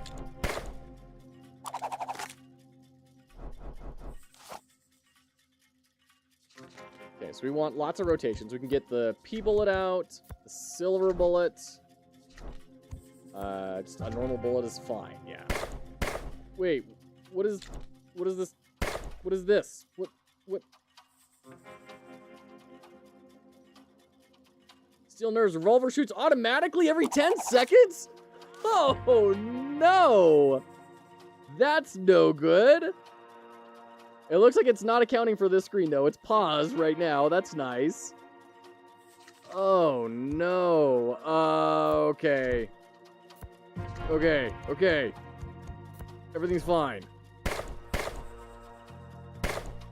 Oh, I'm taking 13 damage. Jeez. Because, once again, the burn is applying, even though it shouldn't. Bullet. No, it costs 3. Gosh, dang it. Poison. Long lost. Blast. Oh, that's a terrifying effect. Propeller bullet. Every other bullet in the revolver gets +1 damage? Sure. Take that.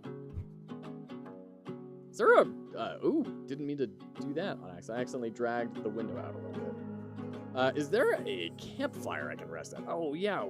Way back here, right? Just wind our way along. This feels really weird. Heal 17 HP. Absolutely.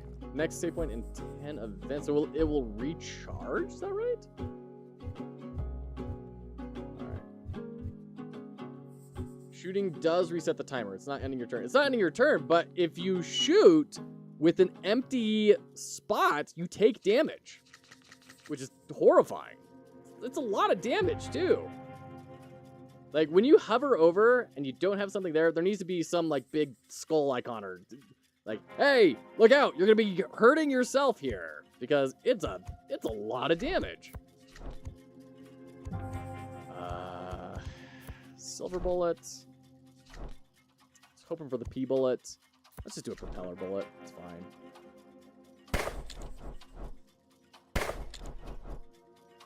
Oh, on rotate. Oh, that's cool. I didn't even notice that, which makes perfect sense. It's a propeller, right? It didn't dawn on me. Okay.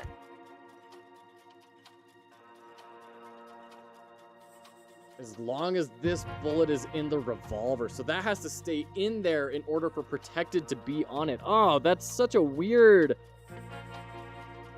sequence of events. Okay.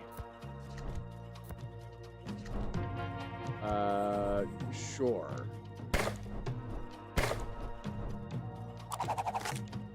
Feels like if they wanted the map to be like this, where you can walk freely, a better metaphor would be like Super Mario 3 to 4 world screens instead of Slay the Spire or Tree Path. I'd agree. And let me just click on a node and then just path to it. Okay, so we can deputies bullet it, but then that'll take the protected off, right? Yeah.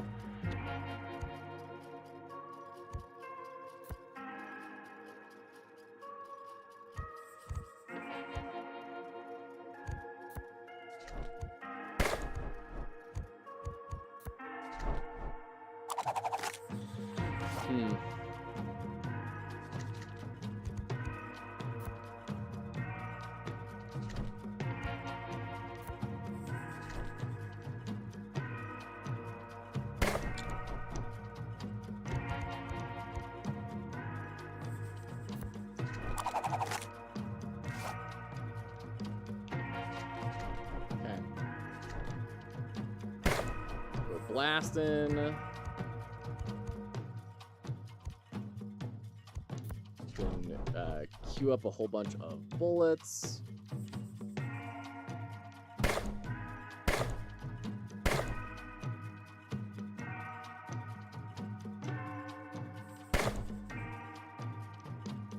Yeah, we just get that all for free, huh? And then we can load in all these guys. And then next turn we can do this, which is gonna just nuke him down. So you, and then bullet, bullet, bullet. Plop. Nice. Big turn. Big turn. No! Enough with the hot potato. It is, like, if it were 2, I would understand it. Freaking 3 is like your whole turn. Stop it with the hot potato. Alright, poison, P-bullet, protective. Oh, we can't do a custom choose. Yeah, sure. Alright. BFB. It's 50 damage, but it costs 5, which we could actually load in. Let's do more poison. We kind of have a bit of a poison bill here. Bullets have been saved. Hooray. Under construction, coming soon, okay? Undead bullet. On leave, the bullet in slot 4 gets +6 damage. Wow, that's cool.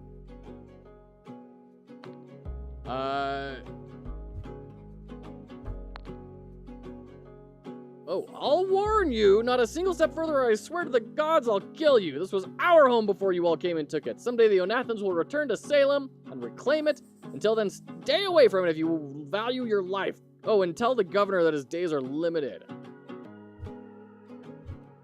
Okay, no, just that one. Oh, that button needs to be a lot bigger, apparently. Max HP increased. Okay. Hello, this area is still under construction, so maybe check back later. Thanks for your patience. Got it. Okay. Is that like the end? Okay. So we can go here. Start. Backup bullet. This bullet is always at the bottom of your deck. You automatically draw it once you have less than 10% health. Interesting.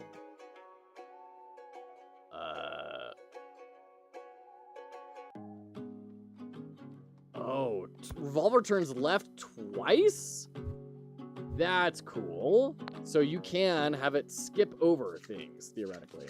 That's cool. So if it turns left twice, we can, like, put this here. And then I should have put that one here. And then they would have been skipping the entire time, right?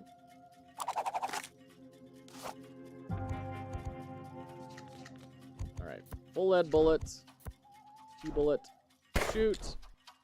Wait. Oh, on shot. It's only on the shot. Okay.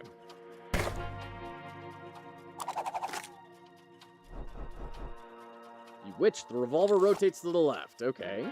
Fun. Let's get poison bullets and a propeller bullet. And then we can protect the propeller bullet.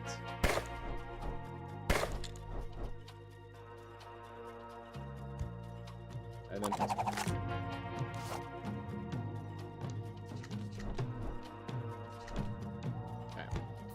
More poison.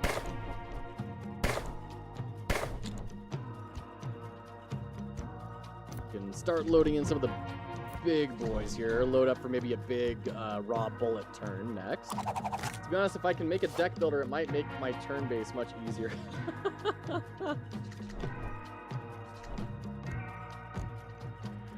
All right, let's do silver bullet.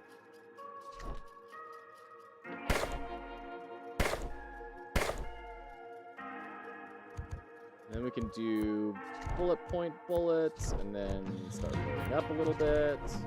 Holster. This witch is getting destroyed, dude.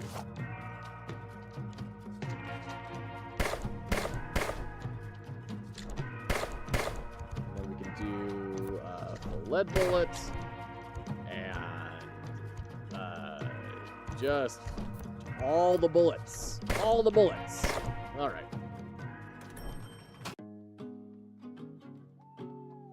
Okay. I don't really want any of these. Man, look at all this. This is a lot. I think that's going to be it for me today, though. Unfortunately, we are at the top of the hour, and that is going to have to be it for me. I've got to go dad and, you know, be present with the family. But what a wonderful time this has been. Thank you all for hanging out. I hope this has been helpful. I hope we have all been able to... I have certainly benefited from all of you. Thank you for teaching me and helping me to see cool things. I have loved spending this time together. And we will catch you next time. Tomorrow, we're going to be checking out Lucky Tower Ultimate. Lucky Tower Ultimate.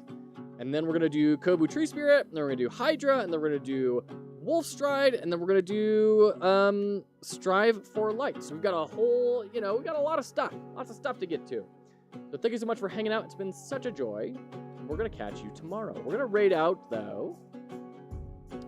Let's raid out to... where should we raid out to? Let's raid, you know, let's raid Munglo. I don't think we've raided Munglo for quite a long time.